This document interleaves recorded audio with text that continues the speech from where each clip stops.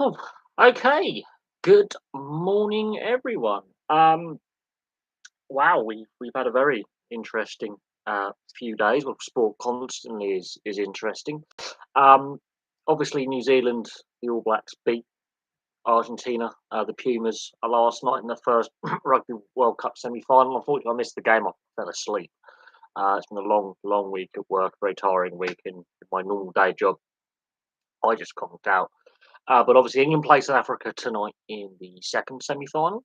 England are the only unbeaten nation left at the World Cup, which is quite surprising considering obviously the build up to the tournament and a lot of questions surrounding Steve Borthwick's appointment as head coach, some of the selections of the team, how the team were playing. They've managed to find a way to win in this World Cup. So they've made a semi-final when they weren't expected to. So they've exceeded expectations that were limited. Can this be the catalyst to, uh, continue to have improved performances? So we shall see. Is Steve Borthwick finally getting the message across to the group of players that have been selected? Now, this obviously is on the backdrop of a lot of issues in the domestic game with the financial issues that clubs are facing now. Newcastle Falcons are the latest to basically. It's very public knowledge that the Newcastle Falcons have money issues. They've withdrawn their financial support for the Newcastle Thunder Rugby League setup, so their sister club basically, who've basically gone bust. And it is very well known that the Newcastle Falcons have money problems. Rugby League, obviously, there's going to be a meeting to discuss the future of Rugby League's League One. Obviously, only 8 sides are scheduled to be playing next season in League One, which is a massive concern. It's not viable. Rugby League, the finances in Rugby League are just as precarious as Rugby Union. Only a handful of teams actually turn a profit. And the new TV deal that's been negotiated between Sky and Super League, and of course Channel 4 obviously has the rights to some free-to-air games, is actually worth less money. So the financial aspect of rugby league, I mean, the international series between England and Tonga is going to be really interesting to see the crowd numbers. It's going to be interesting to see how that plays out. The England South Africa game. I find it interesting, and I do, that England are the only unbeaten side still at the World Cup. They were the only unbeaten team, I believe, going into the semi-finals. Uh, I don't know. England have found a way to win. Um, they have found a way to win. And they've ridden their luck. They've got lucky with some decisions on the field. You could argue in the quarter final against Fiji, they should have possibly could have had a couple of yellow cards in there. They've ridden their luck. They're not playing, you know, the best rugby in the world. This is possibly the weakest England side ever to go to a World Cup. The form leading into the World Cup hasn't been great. There's been a lot of pressure on Steve Borthwick. Social media hasn't taken to Steve. The fans haven't taken to Steve Borthwick at this point. But their World Cup record speaks for itself. They found a way to win. They've reached the semi-finals. The worst England can finish is fourth, which back in August, you would have taken the money and run at that point. If you're a betting man or woman and you had a bet on, and the odds for them to make the semi-finals and the worst place finishes fourth place, the odds were ridiculous. They weren't expected to have a very good World Cup. They were meant to struggle. They exceeded expectations that were limited. Now, South Africa sort of have just also found a way to get to this stage. They've only got one out-and-out specialist hooker, and their other two players who can play in that position are converted back rowers. Now, one of them has played front row experience, and they're not really got a goal kicking fly half. I mean, Andre Pollard is a late call up to the squad because of injury cover. He hasn't played a lot of rugby. He's had a lot of injuries. He's basically missed most of this calendar year. He's only played little over 2 games worth of rugby in 12 months. So that's an interesting subplot to what's going on.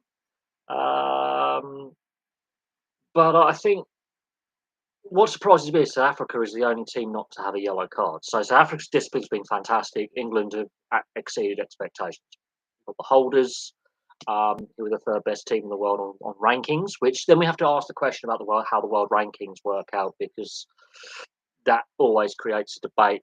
Is that a flawed system, the ranking system? But hey, look, you know, you look at the semi-final lineup. England and Argentina are outside the top four. South Africa and New Zealand are in the top four. So South Africa make the final. It's going with that trend of following the rankings. Ireland and France are the top two nations in rankings going into the tournament. They didn't make it past the quarter-final stage. So we have to the world rankings and the coefficient and how they work out where teams sit. It's always flawed and creates debate. But I think it's going to be a much closer game than people think.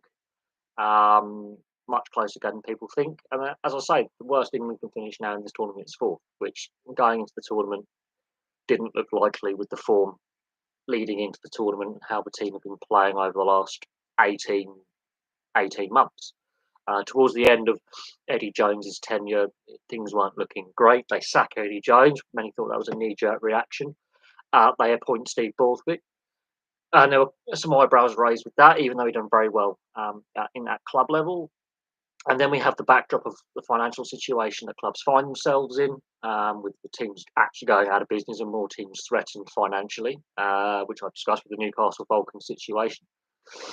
And some of the selection rules, selection policy, where you've got to be playing in England to represent England at Test level, which I think we need to seriously. Rugby union needs to look at selection policy for some of these nations. I mean, they seem very outdated, but that's neither here nor there. And then tomorrow we've got England Tonga in the Rugby League up at St Helens. Now the weather has been dreadful. I don't know where people are viewing from. Obviously, most of my viewers are obviously from the UK, but if you're from outside the UK, we've got this storm Babette. I think that's how you pronounce it, or Babette. Horrendous weather across most of Scotland, most of northern England.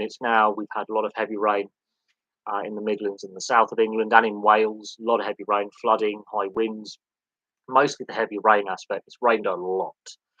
So it's going to be interesting to see how that impacts tomorrow's test match up at St Helens between England and Tonga. I think that's going to be a very heavy track. I think that's going to be a physical dominant. Skill is going to go out of the game. It's going to be a very physical battle in the forward packs. It's going to be a grind. I don't think it's going to be the most entertaining game on that point. Where I live, it hasn't been. Surprisingly, the water's drained quite well. Now I'm in sort of classed as the Thames Valley, and of course we've got the Blackwater Valley and the Kennet Valley and the Loddon Valley. So I'm in an area where tributaries of the Thames meet the Thames basically, and we do get a lot of flooding around here. River levels are stupidly high. It's going to be interesting how that impacts sporting fixtures this weekend. I know France has had a lot of rain as well, so the match tonight between England and South Africa, I think that's going to be a forward-dominated battle. There's been a lot of heavy rain, and as I've noticed, not that I've watched every single World Cup game in France, but I've watched the majority of the games. The pitches are starting to look tired, especially those that are also football stadiums. But they're starting to cut up. You can see the wear and tear on them. I wouldn't be surprised if tonight's game, the forward battle dominates, or there is going to be less skillful running and more just brutality, which will suit South Africa. If it descends into a forward battle, and there is meant to be rain floating around most of Western Europe, that suits South Africa. It suits them. It takes a lot of the exciting outside backs, let's say Marcus Smith and Johnny May. Just two examples. It takes them out of the game. It takes them out of the game. If it becomes a grind, that is South Africa's game plan. Is that grind? Just brutality and power. It suits South Africa. This is where the weather impacts. I mean, I was watching the 4 hours of the Algarve, which is a European Le Mans series, the first race at Portimao, 2 races this weekend. Weather had massive impacts on that 4-hour endurance race. Race starts, bright sunlight within half hour, torrential downpour, cars are flying off, and then it brightens up again, and then there's another torrential downpour. All in the first hour, there were multiple safety cars. So weather, I think, is going to impact the semi-final tonight and the England Tonga game tomorrow. Absolutely. And then also, there's also been issues in France with security scares, where a lot of airports were shut down, and public transportation hubs were, in lockdown, and there was a couple of security scares over in France, which appears to be pranksters. But there is a heightened level of tension with the French security services. Now, I do seem to remember someone in the comment section when I was discussing. It was either on a live stream or on one of my videos about the French riots earlier in the summer, across France, and the potential security concerns, leading into the World Cup and security reviews, and also with the aftermath of last year's Champions League final at the Stade de France, with the issues we saw there between Liverpool and Real Madrid fans being, where the French police completely got the security aspect of that wrong.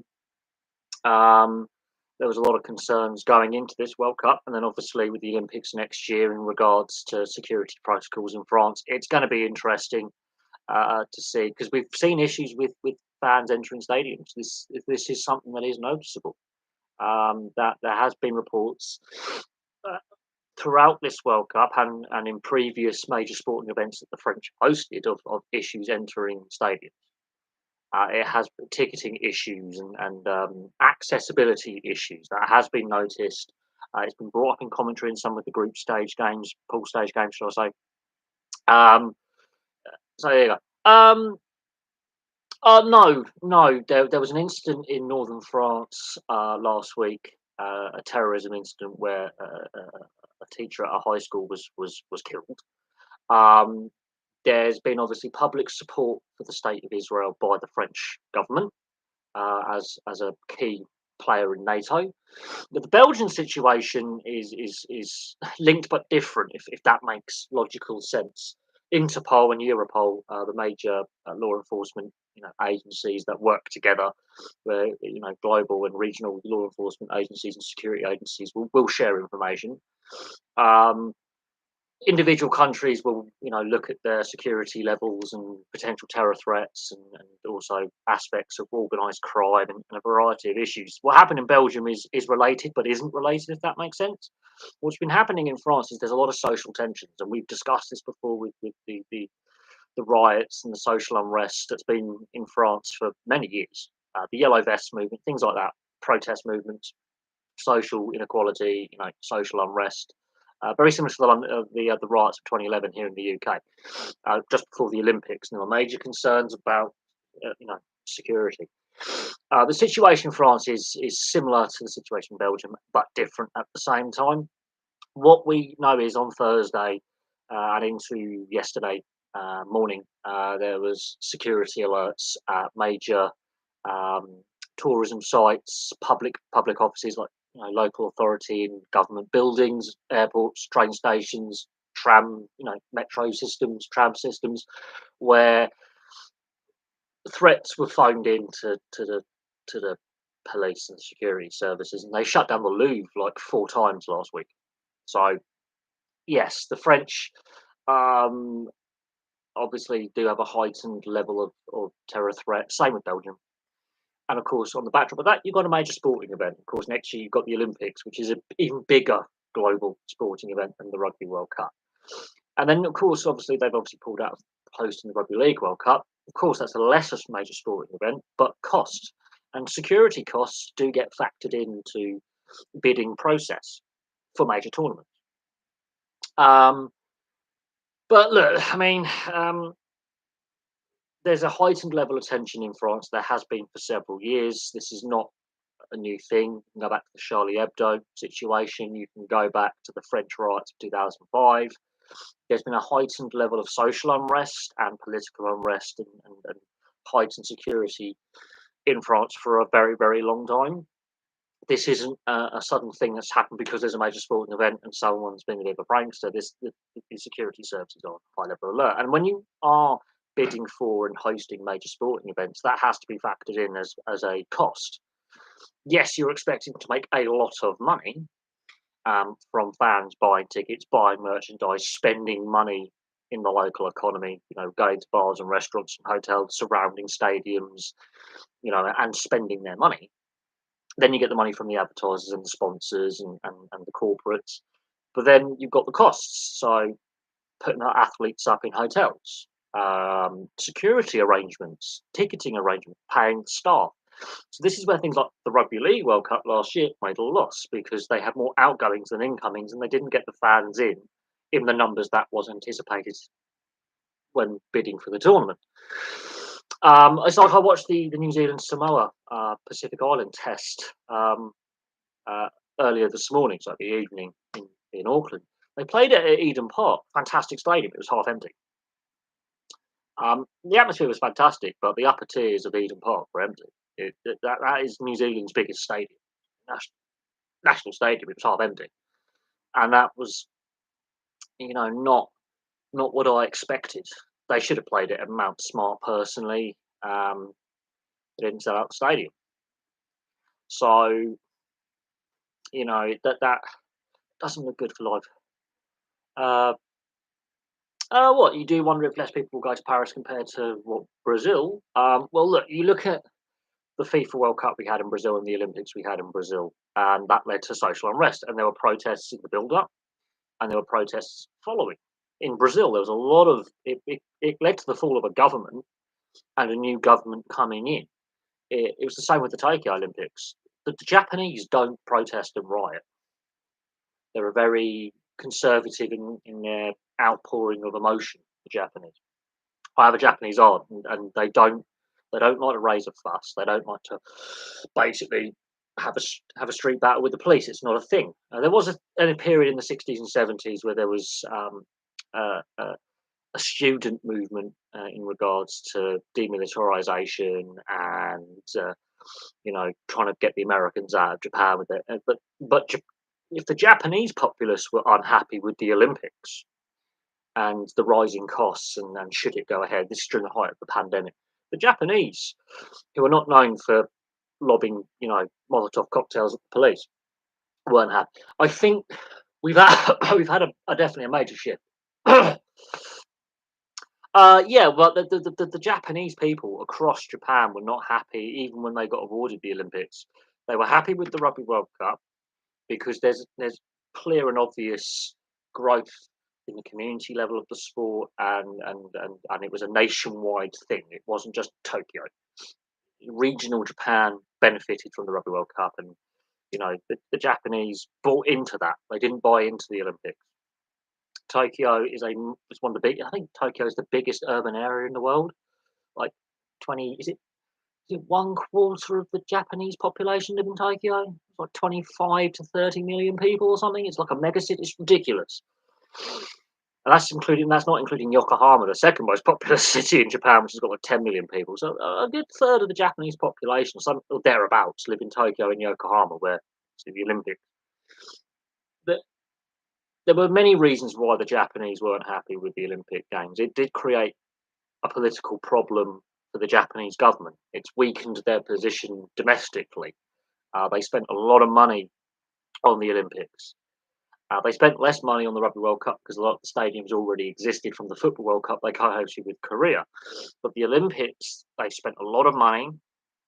There were cost overruns, which is very surprising for Japan, by the way. They're very efficient getting infrastructure projects built.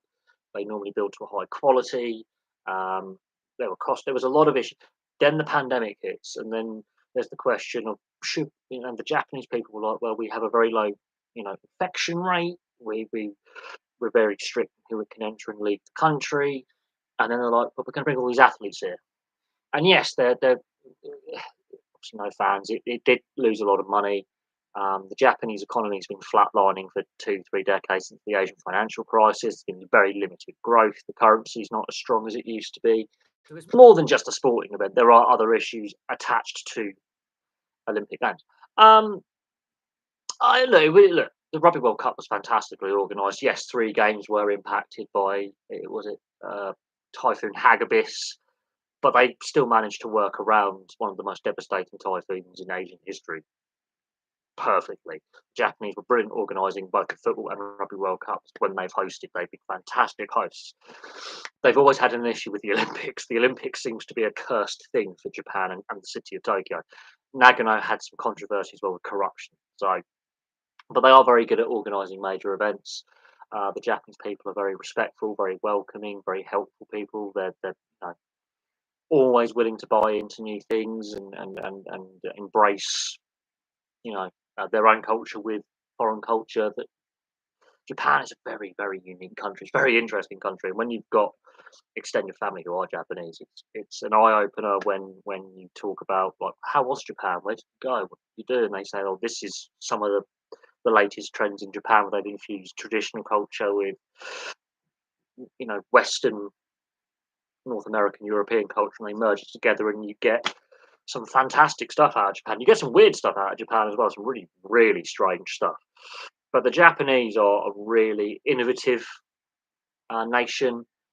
The Olympics was I think there was a lot of uncertainty when they even were awarded it because they were already planning for a Rugby World Cup, and many in Japan felt it was too close together. Very noticeable.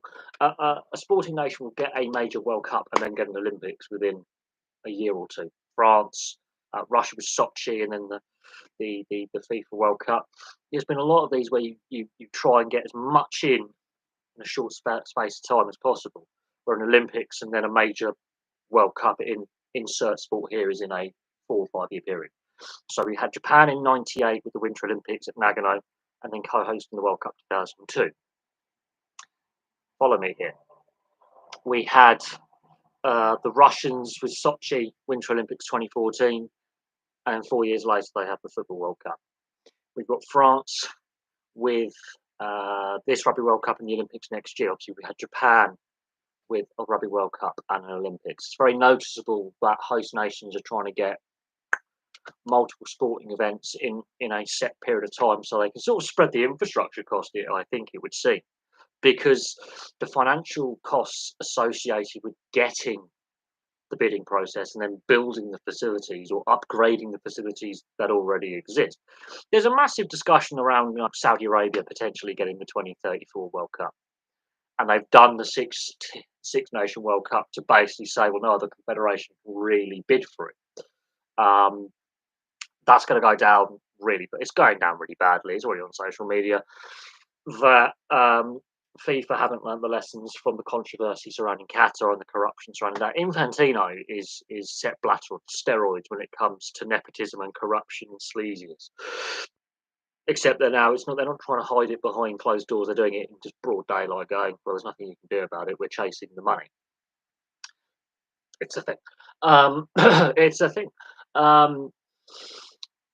Obviously, in regards to, I've seen what the New Delhi might get. I think a lot of cities or a lot of countries or central governments or regional governments are starting to look at the Olympics and the Commonwealths as major sporting events that is it really worth the financial return? Do you make a profit on them? Do you get enough back from people coming? So the fans from all around the world coming to the Olympics? The domestic population, the locals buying in and going to the Olympics against the cost overruns. Now, London 2012 was one of the better Olympics that didn't break the bank. Yes, it had overruns and it went over budget, but ironically, it made more money or less of a loss than was anticipated. It did really well. A lot of the facilities are still earning revenue over a decade later. The Copper Box, the London City Stadium, the Dorney Rowing Lake, where my friend lives very close to, that's still used daily. A lot of the facilities that were built for the 2012 Olympics, there's still that positive use and they're still making money. So that Olympic legacy, eventually, the initial games, I don't made less of a loss than was anticipated. We almost broke even. The aftermath, the decade after, money's still being made by these facilities. Professional sports teams have moved into these facilities or use these facilities, paid the lease, still making money. So West Ham, yes, they've got a very favourable anchor tenancy with the London City Stadium. I don't know who actually owns whatever holding company owns it, but it's basically the mayor's office in the London mayor's office when it was Boris Johnson made the agreement. Khan, the current mayor of London, wants to rip up the agreement and rip West Ham off. West Ham have got a very favourable agreement. Other major sporting events have used that stadium, including the Rugby World Cup in 2015. So money is still being made from Olympic facilities. That's where that Olympic legacy comes from. So when Beijing reused the bird's nest, that saved them a heap of cash. Heap of money was saved. Now, again, COVID impacted the Olympics. The NHL players, for example, did not go. And that is still an ongoing discussion is will, with the next Winter Olympics, I forget what the next Winter Olympics is going to be, but will the NHL players, for example, go? Because the men's ice hockey is the most watched event at the Winter Olympics by a long way, especially the final. It's the showpiece event. It's the medal. It's the medal game. It's the main event. It's the big TV draw, especially from the North American and European viewers of the Winter Olympics. That's the big thing. Now, they were slated to go to Beijing, the Winter Olympics last year, and then because of the Chinese government's restrictions, it was not feasible for players to go. So, in principle, the agreement was there with the CBA, with the negotiations, with agreement saying, okay, we should have gone to the last Olympics, we didn't go to Korea, but we're going to let you go now, because basically the players were threatening to strike. And with expansion and Seattle joining, that doesn't look very good. And with the COVID pandemic and things like that, they had to renegotiate the CBA, and they had this new expansion team coming in. That doesn't look very good if you go on strike. Well, look, they've had the Commonwealth Games, yes. I think India wants to use its soft power on the world because there is a political element to this. Putin did very well with Sochi and the Russian World Cup to project, hey, look, we're not as evil, we're not as nasty, we're misunderstood kind. They did very well hosting the Winter Olympics and the Football World Cup. What's come out about the Winter Olympics and the doping program is a separate thing, but they did very well as being welcoming hosts. Let's just say that. There was a lot of misconceptions about the Russian people. Your average Russian is much like your average Brit. They grumble about the weather. Oh, it's cold today. They grumble about inflation. The price of potatoes has gone up. Let's say that. Oh, can't make compote. And they grumble about I'm getting stuck in traffic in Moscow or St. Petersburg. Much like roadworks again. Another delay on the trains. Whatever. They're pretty similar thing to us. They grumble about bills being high.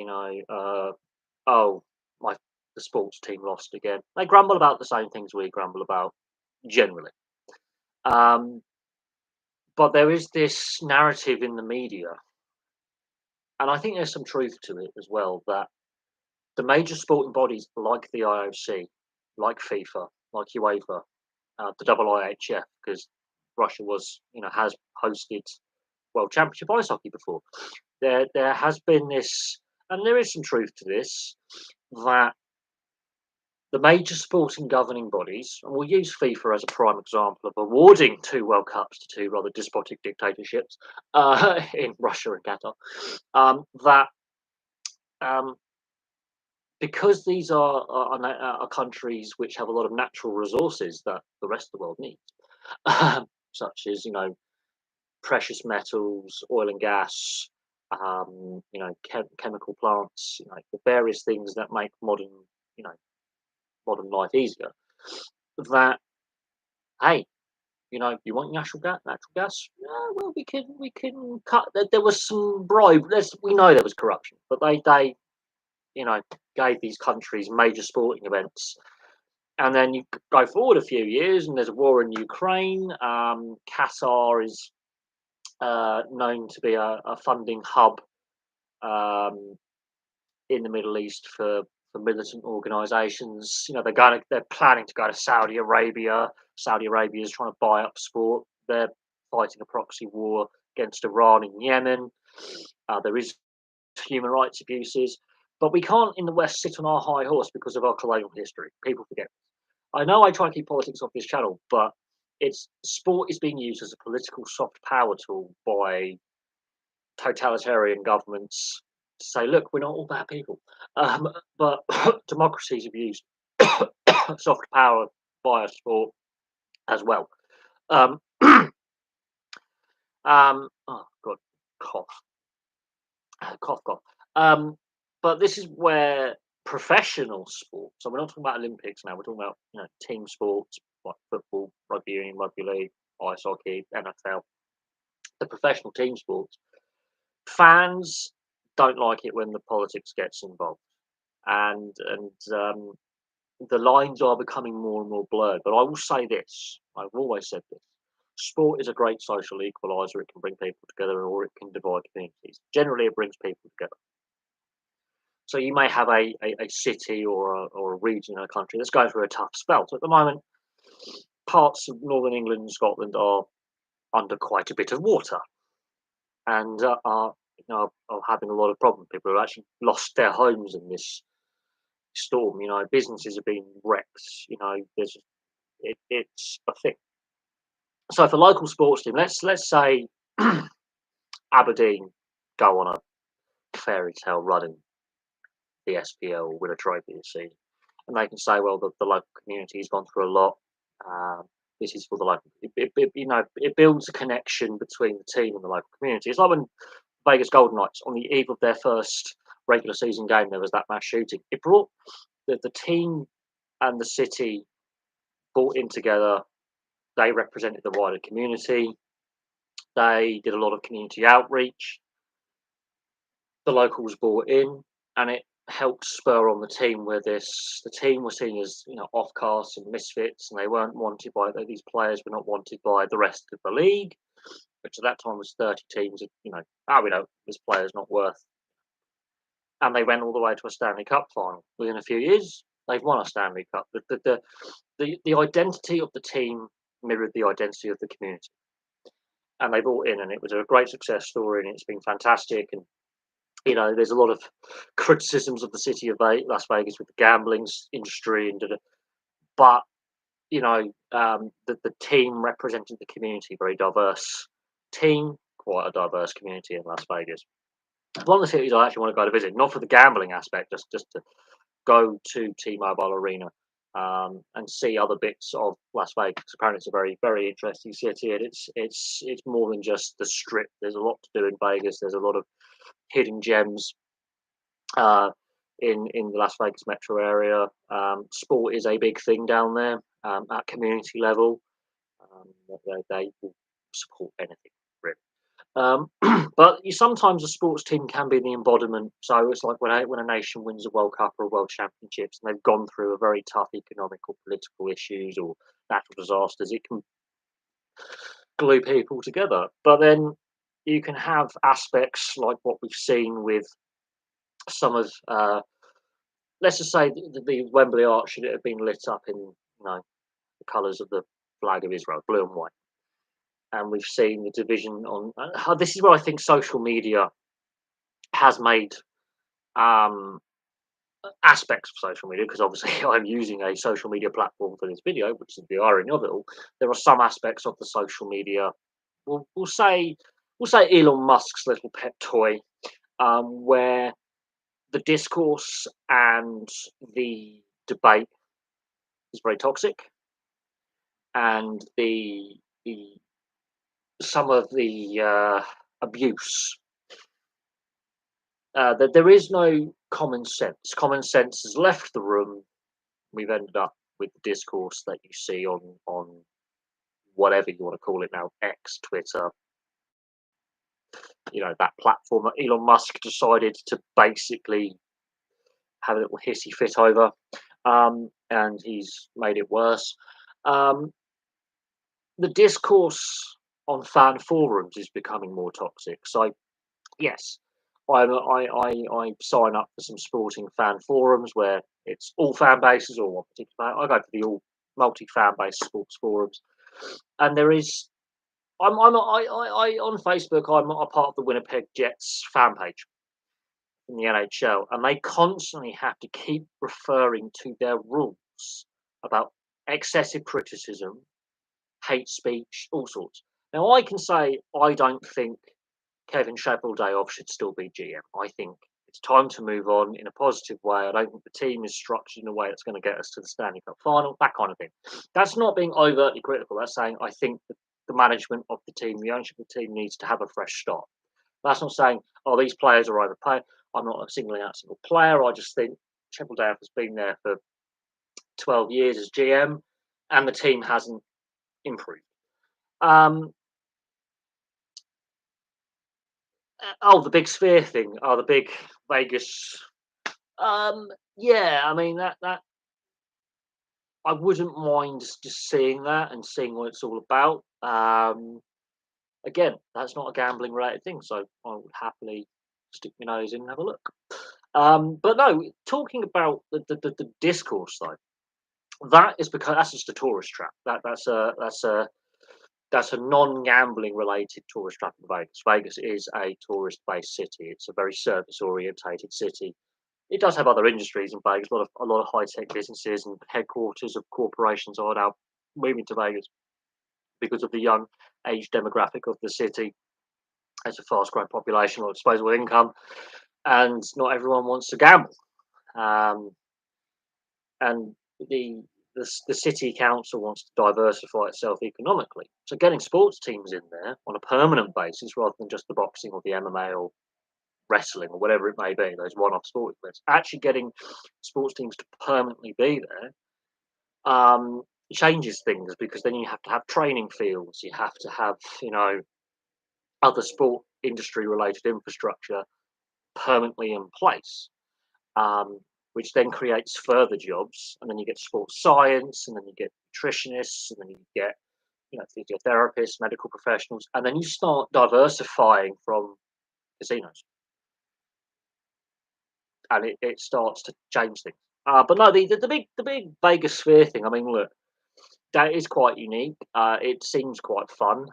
Whether it goes down well in Stratford or wherever they decide to plonk one in the UK is that's up for the locals to decide if they want it, local councils to approve it, and whether locals want to buy into it. I mean, it all depends. And then when you're putting a major tourist attraction or infrastructure project like that, how's that going to impact the wider community, the wider economy? Is it a good thing? Is it a bad thing? How much disruption? I think we'll debate that. Oh, the MLS. Oh, look, I think the MLS is very, very. It's looking. I think any major, the NBA as well. I'm surprised the NBA doesn't have a team in Vegas. Every major sport, I think even the NFL has hinted they're going to expand further. Now, the NFL, obviously, you've got the Raiders there now; they've relocated. Um, but the MLS is just full on expansion mode. The MLS, I think, revenue wise, made like 1.9 billion US dollars last year. Um, between all the teams. Obviously, Messi's just signed there. Obviously, Ibrahimovic had a long spell in the US. David Beckham has obviously got a team. Um, the MLS will be looking at Vegas as a potential relocation or expansion opportunity. Absolutely. Um, Major League Baseball is highly likely, very likely now that the Oakland Athletics to old timers, the Oakland A's Major League Baseball team will move to Vegas. Obviously, the Raiders are already there. The Golden Knights is an expansion team. The city of Vegas. Look, the NRL is taking games to Vegas, regular season games. It isn't preseason games or state of they're taking regular season games that matter to the season next year to open their season. So a foreign league is taking regular season games to Vegas. Now we can debate the pros and cons of that, and I'm in favour of it in an aspect that I think it's going to kickstart the growth of rugby league as a sport globally. We're seeing rugby league having its struggles. I think this can be a positive for the wider sport. There are those who are not sold on the idea. There are those who are saying, well, the wrong teams are going. Why is my team not going? Or various things in regards to the teams selected to go and the process behind it and the the long term plans for the NRL in Vegas, and is there a long term commitment to continue to go back there to build the fan base in the US and then build the game in the US and therefore globally outside of the traditional locations, which is Northern England, southwestern France, and the east coast of Australia and the North Island of New Zealand. Let's see if we can grow the game globally, which I think is important because the US was meant to host the next World Cup. They pulled out from hosting the next World Cup. So look, if a league like the NRL was looking at Vegas, the domestic leagues in the US and to a certain extent Canada with the major leagues will look at Vegas as a potential location. Um, the, the Vegas Golden Knights, look at the success they've had, since they've been a team. They've only missed the playoffs, I think, in one season, I believe, in their entire existence. They've just won a Stanley Cup. They're a very well-run team. Um, they don't run it the traditional way, but they are a very well-run team. They they are a very strong team. Now they're not going to be in the playoffs every season. We've already seen that. There will be a period where they have a downswing, but I'm surprised it's taken as long as it has to get major leagues in Vegas. I'm surprised it took until 2017. I am very, very surprised it took as long as it did. Now, I do think all the major leagues eventually will relocate or expand to the Vegas metro area. The city of Vegas, the local governance, they want to move away from the purely gambling aspect. As I've said, they want to diversify their economy. They want to, sell the family friendly image of Vegas because, yeah, a lot of the casinos were owned by organized criminals. It was a legitimate way for them to make money. Um, that whole dynamic has completely changed. But yeah, I'll stick it in Milton Keynes. Want the big sphere thing? Stick it in Milton Keynes. Um, Stick it in Swindon with the land of the magic roundabout. That'd be quite funny as well. Milton Keynes, what a lovely tourist destination. Honestly, don't stick it in Milton Keynes. Um, there are other places around the UK that could use an injection of tourism or income or regeneration. Milton Keynes is the land of fucking left turn, and Swindon is the land of the magic roundabout. But there are, but no, Vegas. I think Las Vegas will eventually have all the five major leagues. I wouldn't be surprised if Major League Rugby looks at the Vegas metro area as that league continues to grow and evolve as well. I wouldn't be surprised if when we do see a organised rugby league, a professional rugby league, um, of some description, if they ever get that off the ground, I wouldn't be surprised if Major League, Major League Cricket, wouldn't be surprised if they get that in there as well. Um, but yeah, I am surprised it took as long as it did, to get to the point where we have two of the major leagues in Vegas. I am surprised, that you know it took as long as it did for the NFL, which is a license to print money. How the NFL makes apparently none of the teams in the NFL lose money, which I think is a joke personally. But apparently none of the NFL teams lose money. Okay, then. The NFL is a license to print money. I think the NBA is potentially the best marketed league. For many years in the 70s and the 80s, the NBA didn't make a lot of money. They were losing money, and then suddenly a handful of players like Michael Jordan, Magic Johnson, and what's his name? He dated Madonna. Dennis Rodman suddenly come along. Larry Bird, the tall white guy. White guys can't play basketball. Larry Bird did. And he was the best trash talker in the league as well. Fantastic. Suddenly, some very marketable athletes come along, and suddenly, bang, the league suddenly has something to market itself. Early 90s, they have the Space Jam film, much like the NHL with the Mighty Ducks, and suddenly these two leagues suddenly explode in popularity outside of the US and Canada. And then it's how they dealt with that sudden growth outside of North America. The NBA dealt with it better than the NHL. The NHL's had three lockouts and a player strike. The NBA hasn't had those issues for a very long time. They've had I think one lockout player strike, but the NBA's had a lot better relationship between the players' union and the league. The NHL's had a bit more issues in that regard. Basketball is a much cheaper sport to organise with equipment. It's very expensive, and the rest is history. Whether the NBA moves the Sacramento Kings or Thunder, thanks, League,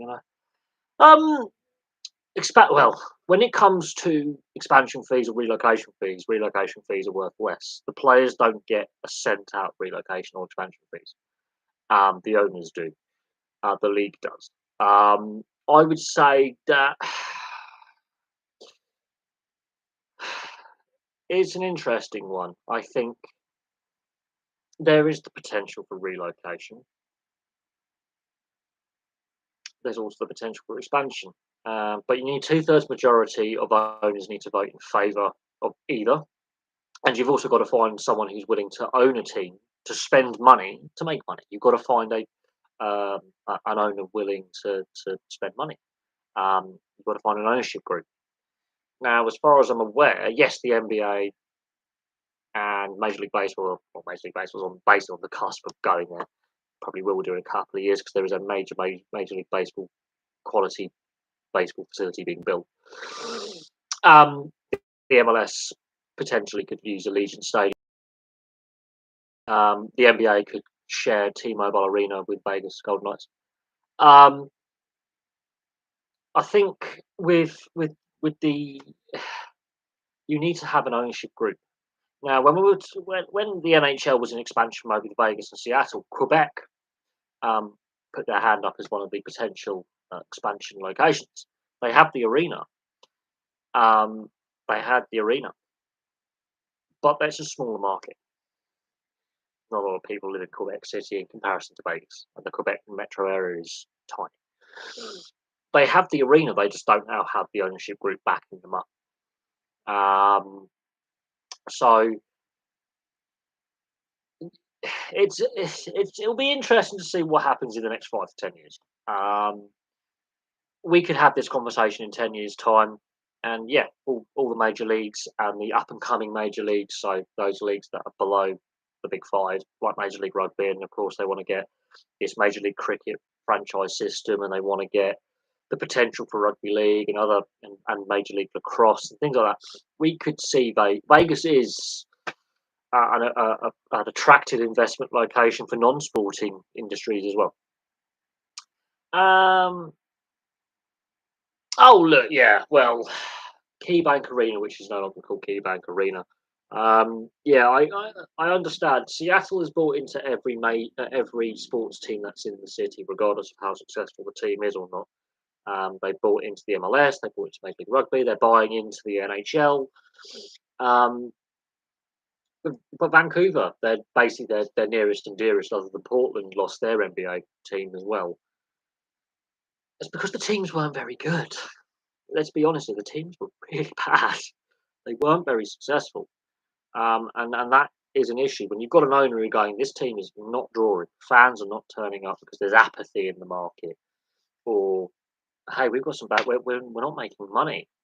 It does have an impact.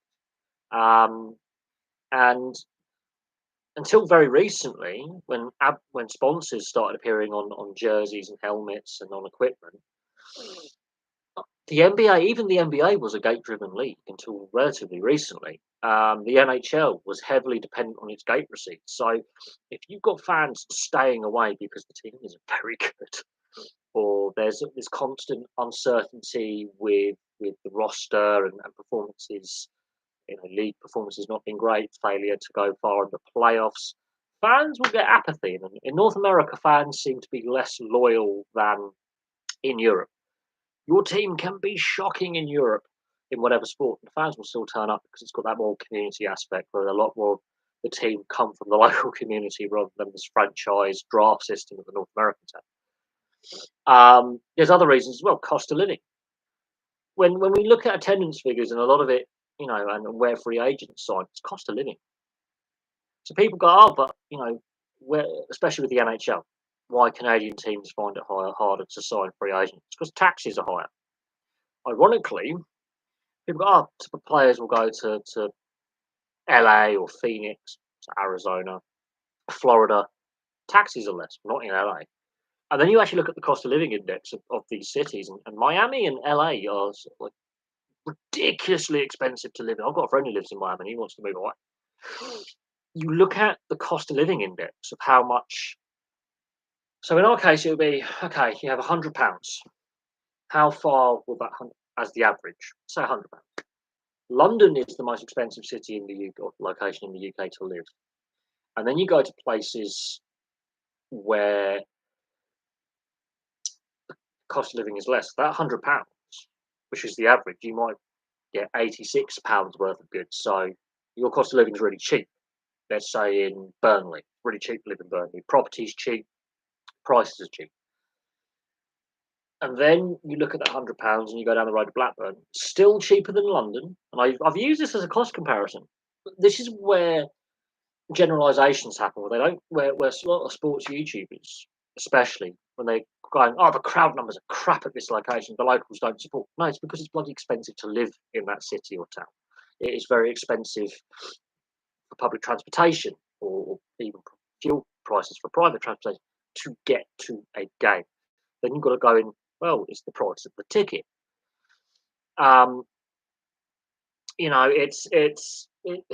is stunning how a lot of when people complain about, oh, this location doesn't support a team, don't take into um, consideration, well, it's bloody expensive to live in Seattle, Portland, Los Angeles, Southern California in general, anywhere south of Sacramento, all the way down to San Diego is ridiculously expensive. Like San Jose, the average house price is like 1.7 million US dollars. It is one of the most expensive cities to buy a house or rent a property. It's ridiculous. Um, and then you get the yes, crime rates do have an impact. So if you are a fan, do you feel safe going to a game, getting to the arena? Do you feel safe taking your family to the arena? Yeah, it has an impact. It does. But then you go, well, why does this, especially in North America, why does this team not? Why does this city not have a major team? You know, the way the North American sports dynamic works is different to the European. You can have a really bad team, fans will still show up because there's there more of the community aspect where the youth system all the way up to the senior team. You've got local talent developed by the team, goes through the academy, through the age grade system, through the feeder junior leagues. So you feel that connection where, like Lewis Dunk, for example, at Brighton, he's from Brighton, right? Let that sink in. He is from Brighton. Um, you look at Jimmy Anderson, the cricketer. He's from Burnley. He plays for Lancashire County Cricket Club. Local lad.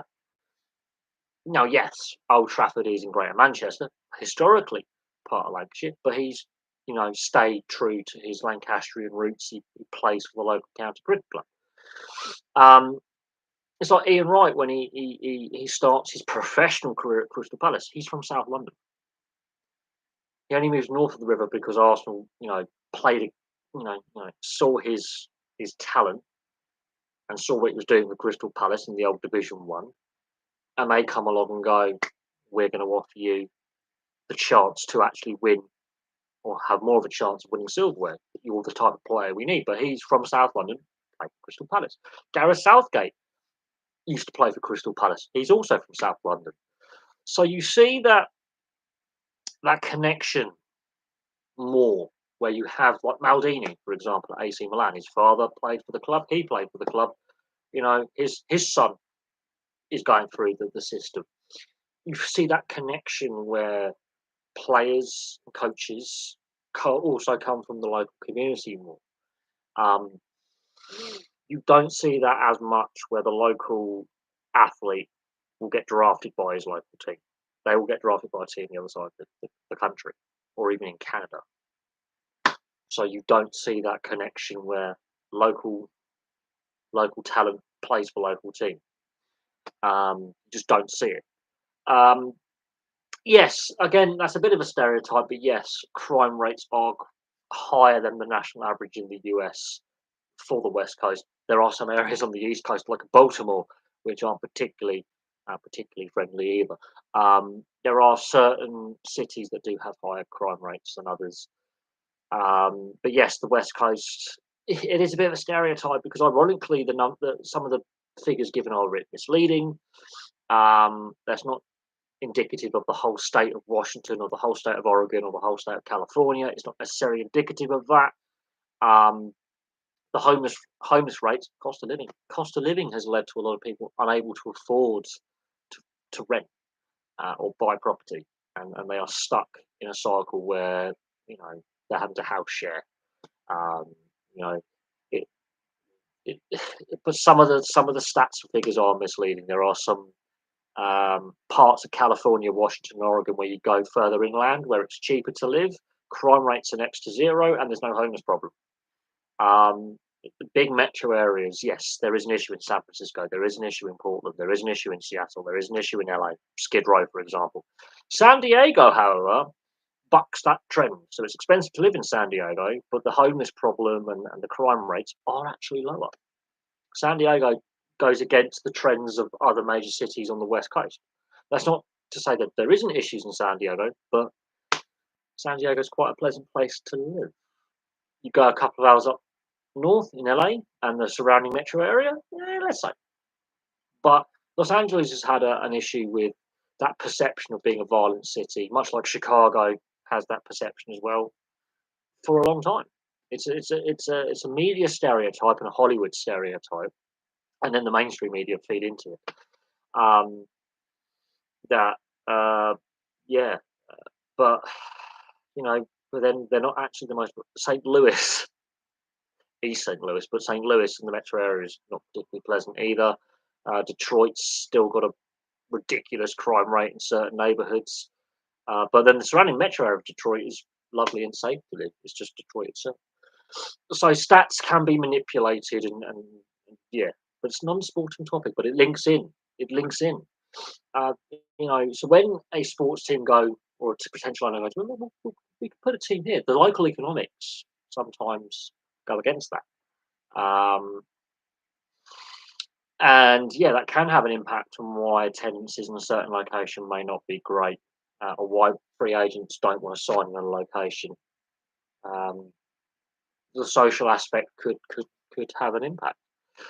Um, but no, yeah, Portland and Seattle and the Bay Area. So the Bay Area is Oakland, San Jose. San Jose is really safe, really safe. It's bloody expensive. San Francisco and Oakland are, are also really expensive, but have higher crime rates. So you can't generalize the whole. I mean, there's Dan, who's one of my moderators, lives in Sacramento. He moved over from Syracuse, New York, to Sacramento in California with work.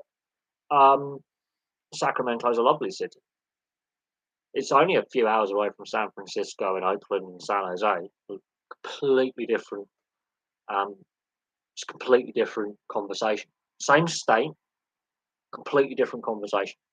Very large metro area, not on the same size as the Bay Area around for San Francisco and Oakland, or the LA, metro area, or the San Diego metro area. Completely different conversation when it comes to the quality of life index, crime rates, homeless issues, social problems, job opportunities, employment rates, disposable income. Completely different.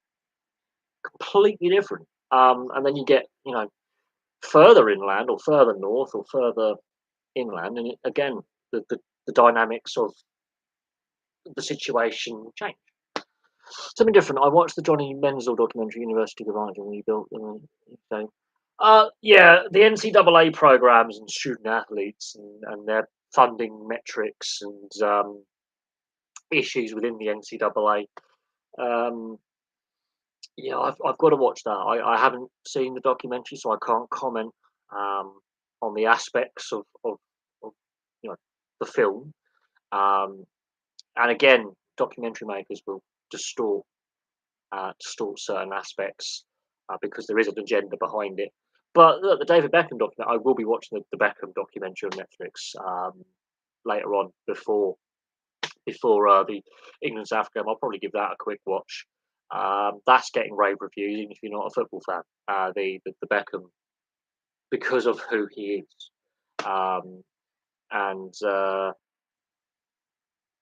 they didn't interview Glenn Hoddle. The Glenn Hoddle didn't. I mean, I've heard that Glenn Hoddle either declined to be interviewed or they chose not to interview Glenn Hoddle because Glenn Hoddle is a very controversial figure. And there are a lot of stories about Glenn Hoddle's time as a football manager at Wolves, as England manager, and his other coaching experience where the faith healers and the palm readers and some of the wacky stuff that went on.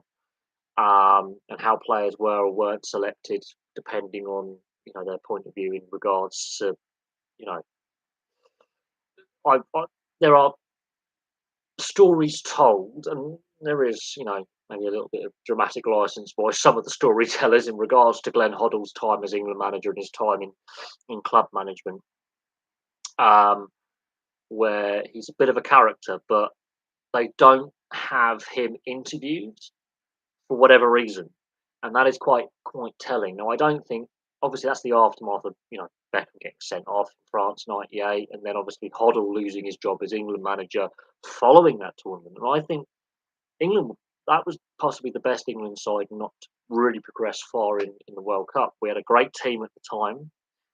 Some of the best players to ever play in the Premier League were part of that England setup.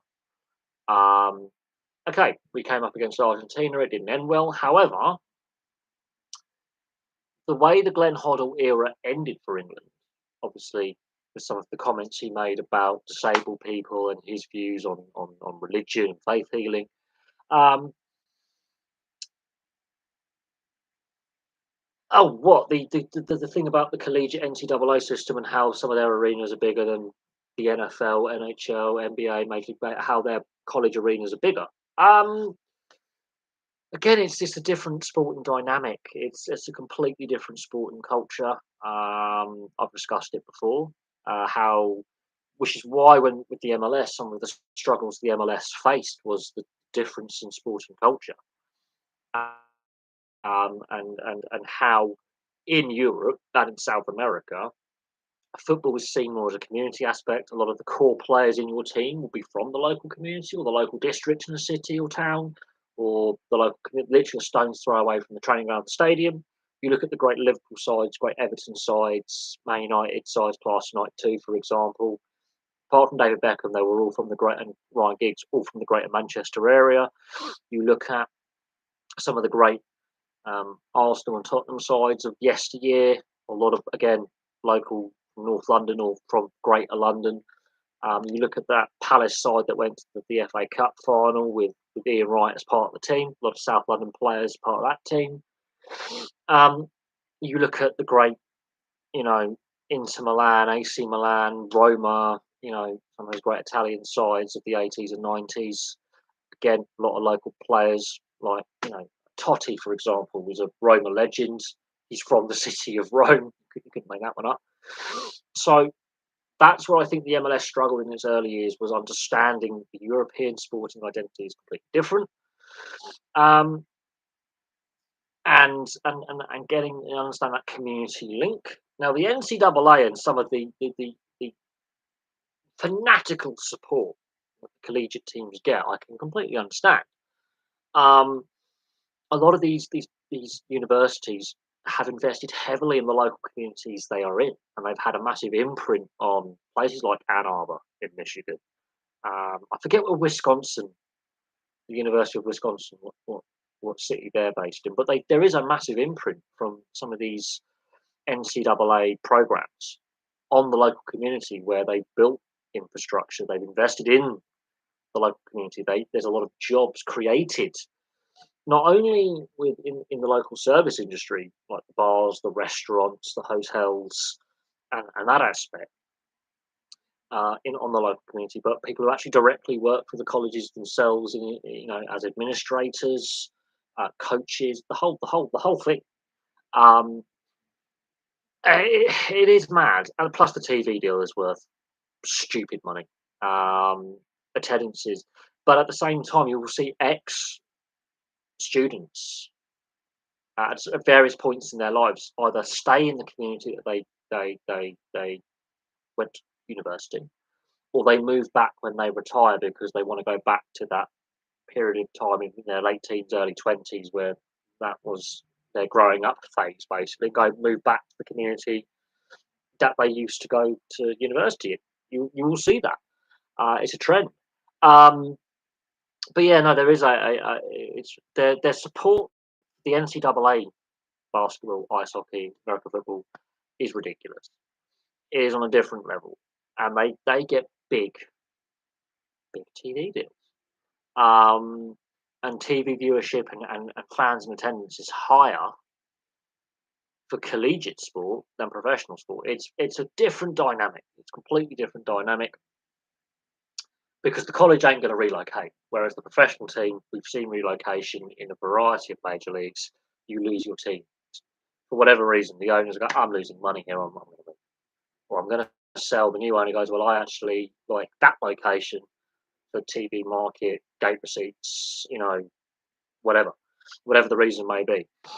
So, because their sporting systems are different, the college isn't suddenly going to go, "We're going to relocate the team out of Ann Arbor or Syracuse or wherever, or Ithaca, New York, whatever college it is or university it is." They're not going to move the team. The team's still going to be there. The sports program is still going to be there. So it doesn't matter what the sport is. They could go, right, okay, we're going to stop our American football program, but we're going to focus on our ice hockey program. The the the the, the, col- the link with the community means that college fans are still going to turn up. It's a thing. For managers, Roy Keane, new manager of Ireland, a good idea. He's been out of management for a little while now. Now he has an interesting relationship with the FAI, Football Association of Ireland. Obviously, the 2002 World Cup, where he left the World Cup training camp, fell out with Mick McCarthy. The FAI has got money problems. Could they afford, in negotiations, the salary he would ask for? He has managed in the Premier League. He has managed in the Championship.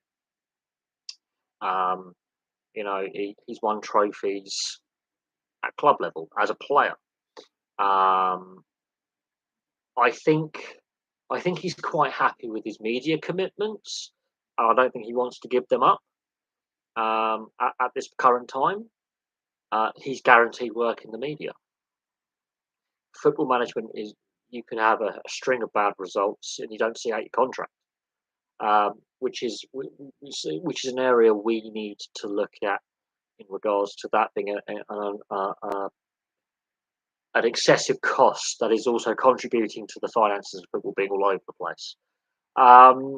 Yeah, but if he was to take up management, that would impact his media commitments where he is contracted. That would mean a renegotiation of his contracts with ITV and Sky, and whether his bosses would be happy to renegotiate those, whether he would be happy to renegotiate those contracts. Because yes, he can still do his league and FA Cup coverage, for example, but internationals, where he also is part of the broadcast team. That's something that ITV and Sky would be very, very mindful of. Is, oh, we've got to renegotiate a contract, and they would want it to be as favourable for them as possible, and not for him, because he's now doing less airtime. He's appearing less, and therefore his media commitments change. And I think he's quite happy with his current setup in the media. I haven't heard anything linking him to a return to management. I think he's quite happy where he is. And there'll be those who go, well, look at his managerial record. It's not particularly fantastic. It's not bad, not great. It's not like well beating, you know.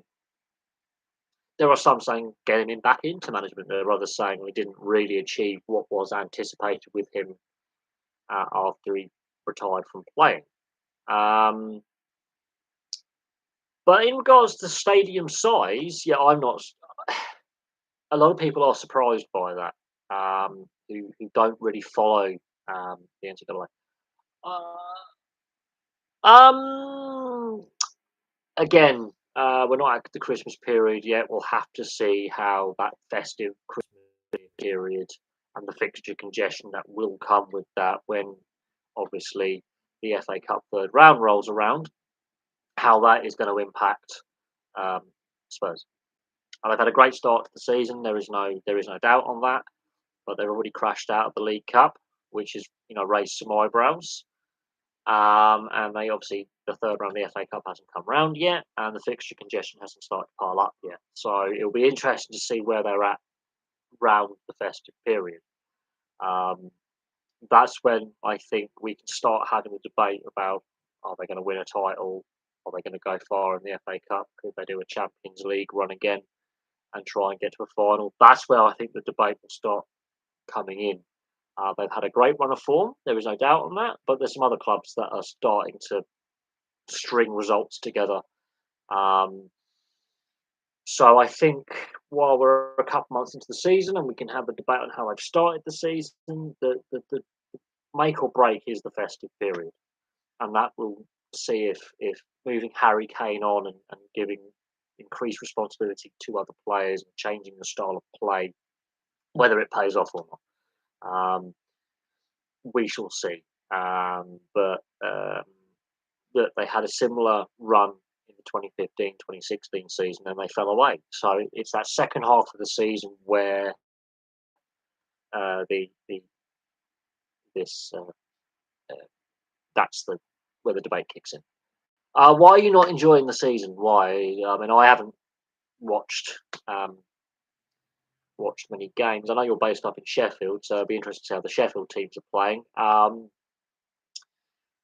I would like to go to some Elite League and National League games this season. It's just uh, transport on a weekend is my issue. It's not. I can't afford tickets. It's the transportation aspect. So um, United season ticket holder played 8-1. Sheffield United, yes, that's been a bit of a disastrous return to the Premier League, considering that they finished second in the Championship. In fact, Luton are the best of the three promoted sides so far.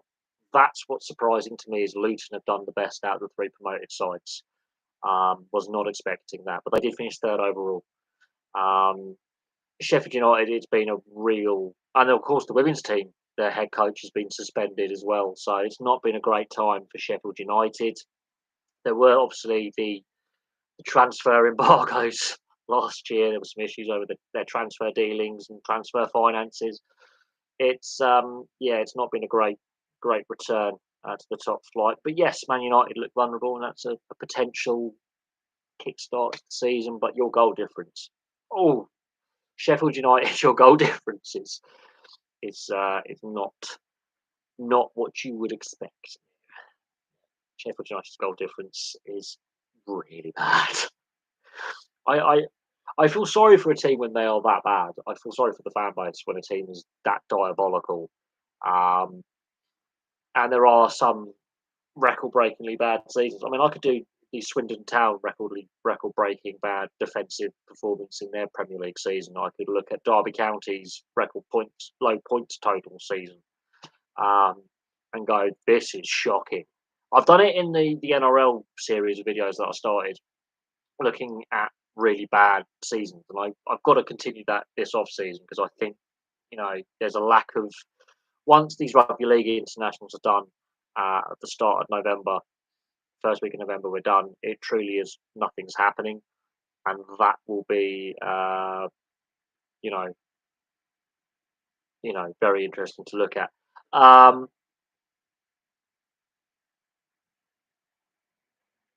yeah, I mean, look, if Man United are vulnerable at the moment, and there's a lot of, I mean, the talk around Man United, there's some players who are not happy, like Harry Maguire obviously wants to get more game time at club level, and there's that debate about should he be playing for England right now as he's not a regular at Man United, and he obviously his potential transfer collapsed out of the club.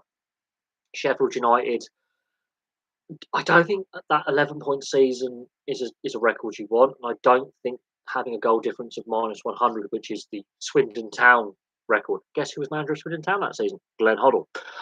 Is a record you want either that defensive record of goal differential of over 100 goals conceded. They're the two Premier League records no one wants. And when Swindon Town did that, there were two extra teams in the league, so that tells you how bad their season was back in, I think it was 93-94, where Swindon Town were a Premier League side with Glenn Hoddle as manager, and they were dreadful. Uh, but they won more games and they got more points than Derby County's 11-point season. What you want to beat? You want to beat Derby's record of having less points, or you don't want to get less points. I don't quite get that. Do you want to be worse than Sheffield? Do you want to be worse than Derby County? Or worse than Swindon Town defensively, because they're two records no team wants to get. It's almost as bad as Brecon City getting 5 points in Scottish Championship season in 2018. Brecon City got 5 points, and now they're a non-league side in Scotland. They never recovered from getting a 5 point season. They had to recover. Um, well, the Manchester United, I know Sir Jim Radcliffe with Ineos wants to take a minority stake in the club. That's been heavily reported and discussed. The Qatari bankers pulled out. Yeah, we knew about that. That is impacting um, how there is obviously that ongoing uncertainty off the field. They're not the only club to have ongoing uncertainty surrounding ownership of the field. Um, that will have a bearing on club. I mean, the Glazers massively overinflated the value of the club. I'd done like the most valuable 10 most valuable sports teams in the US and Canada. I did those list videos, and he's got various sources like Forbes and Sportico say this is how much we value teams at. The Manchester United board and the Glazers wanted to sell for anywhere between 7 and 10 billion. The club is valued at 3 billion. They massively overinflated by double or three times the value. There's a reason why no one wants to pay over 3 billion for the club because it's not worth more than 3 billion. So Jim Radcliffe, he wants to get a minority stake to start with. That's what's been reported at about 25 to 30%. He's willing to buy in. There are a lot of reports linking that to the day-to-day running of the football club as well. We shall see. We shall see what happens. But Jim Radcliffe is more realistic and goes, this is what you're worth. The Glazers are overinflating the value of the team. And the debt is something that needs to be considered. If the debt can be written off, I think Man United fans will be happy with that. I'm not sure all Man United fans are happy with Sir Jim Radcliffe being a potential part owner, or part stakeholder, or full owner of the club. But I think they'll take him over the Glazer family at this point. Oh, so it's your first year of actually being a season ticket holder, and it's their worst start to a season in how long? It generally is their worst start to a season in a very, very long time. No, I haven't seen the fixtures that the BBC and ITV are going to be showing for the FA Cup. Haven't seen that, but the first round is next month. I can quite happily look at upcoming FA Cup fixtures and who's playing on TV. I wouldn't be surprised. There is a big talk about actually restructuring and getting rid of two-legged semi-finals in the League Cup and scrapping replays in the third and fourth round permanently, which has a massive impact on lower league and non-league clubs because of the changes to Champions League format, and we are talking about fixture congestion. And I don't think replays, even in the first and second round, are going to be a thing much longer. And qualifying rounds, I think it's on the day anyway. I can see replays completely going. That does have an impact on, and also the fifth round will be going back to a weekend slot rather than a midweek slot. That's been heavily criticised, having the fifth round, on a Wednesday night. I think the FA are starting to feel the pressure from looking at empty seats and fans. In recent years, fans have pushed back against club ownership and TV companies. Fans are getting pissed off with ridiculous fixturing, and I think we're reaching a point where I think fans will eventually organise in such a way that club rivalries will disappear for the most part in regards to this, where we're going to see mass boycotts of games where people are going to say, we're not going, we're not paying for these tickets. We're seeing it. Look, Challenge Cup final, for example, is becoming a hot topic with record low attendances, lots of empty seats. It's becoming a debating point. Now, following Catalan's win, I believe when Catalan won the Challenge Cup, they were going, this is the worst attendance since 1948 or since the war. Right, it's terrible. Move it from Wembley. This is what happens when you allow a French team into Super League. Blah blah blah blah blah blah.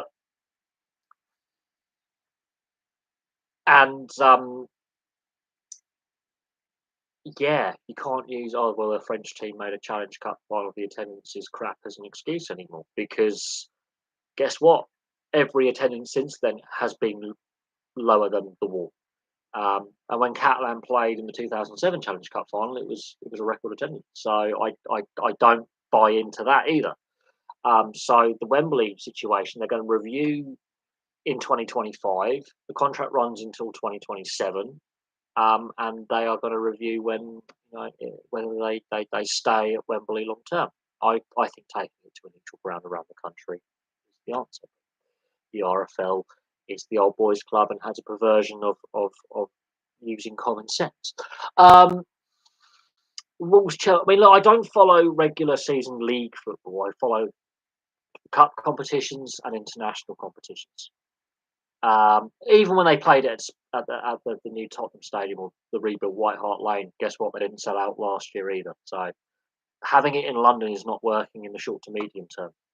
They played it there last year because of the women's Euros, and there was obviously the ability of Wembley needs to be used for football. We'll have a one-off at the Tottenham Hotspur Stadium. They didn't sell out there either. There were empty seats all over the place. I'm just saying.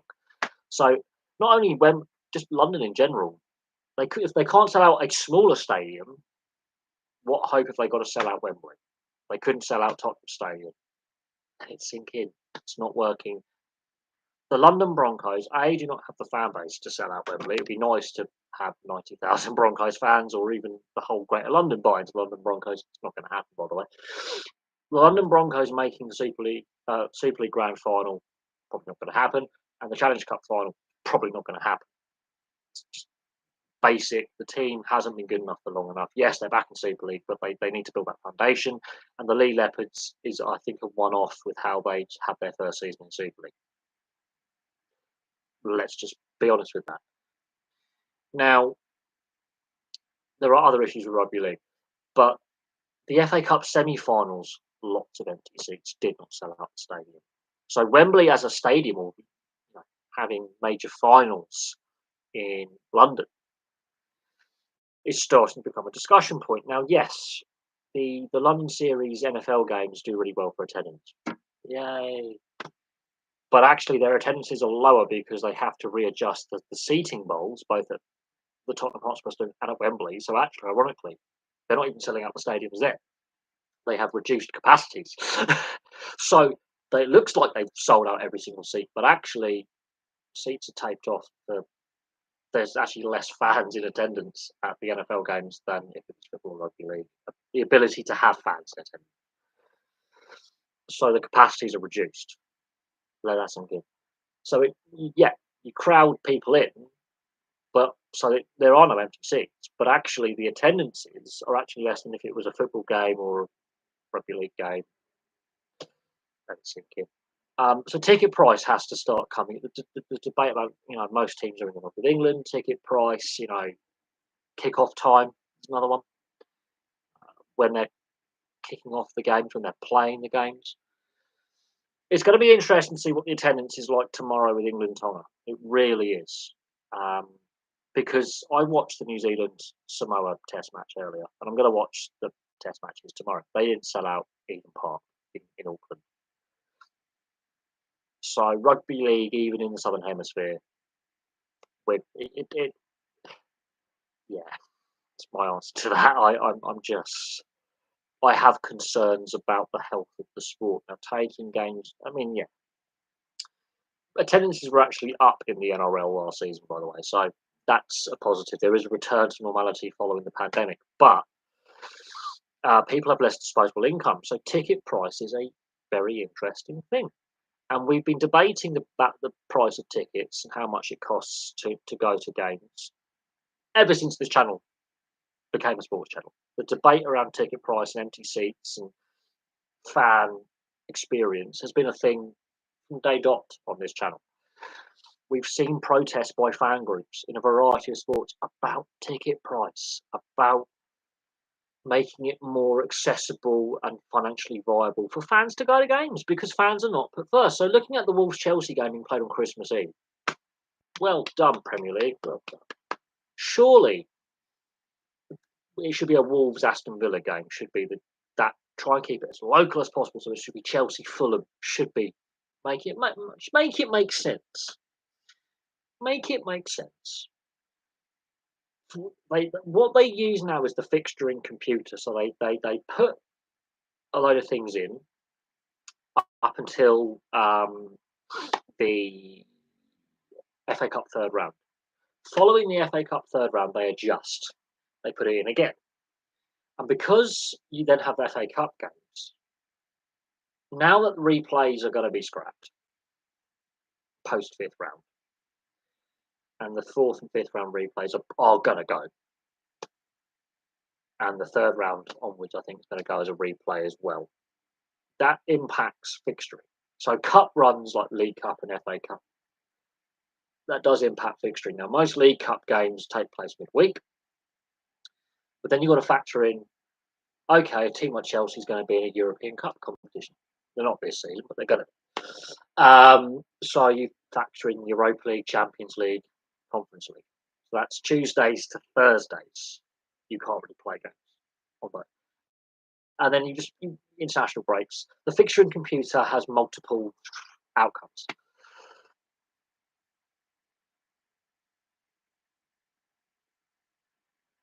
So that's interesting. The NRL. Rephrase that question. That question makes actually no grammatical sense. I think I have a rough idea of what you're saying. So the NRL this season, this year, 1-2 gap below them is concerning. I don't think that. Yeah, no. I think I understand like the potential of your question. It's not making a lot of sense. So I'm not a mind reader. I appreciate that. Obviously, you're a rugby league fan and you want to ask the question. Please word it better. I know that you are not. I believe you're in Australia, so it's either really early in the morning or really late at night. So I appreciate like being a bit out of it, and time difference. Please word it better. I think the NRL expansion has been good. I would like to see the Dolphins play more games at their actual KO Stadium rather than at Suncorp all the time. There's a reason why you chose that location. They've invested heavily in their infrastructure. It's an NRL level stadium. Play those more games at home, please. Where the 18th NRL team is going to go as well is starting to gain traction. A lot of interest in potentially having a team in Papua New Guinea. A lot of interest in having a team in New Zealand. So that 18th team going to be interesting to see where they plonk it, and where that team's going to be, what the team name's going to be, and but we did see the options for expansion. I think there was one in New South Wales and two in Queensland for this latest round of expansion. It's going to be interesting to see where that 18th team goes, and will it be in place by 2025? Will next year we have a better idea of where that 18th team is going to be?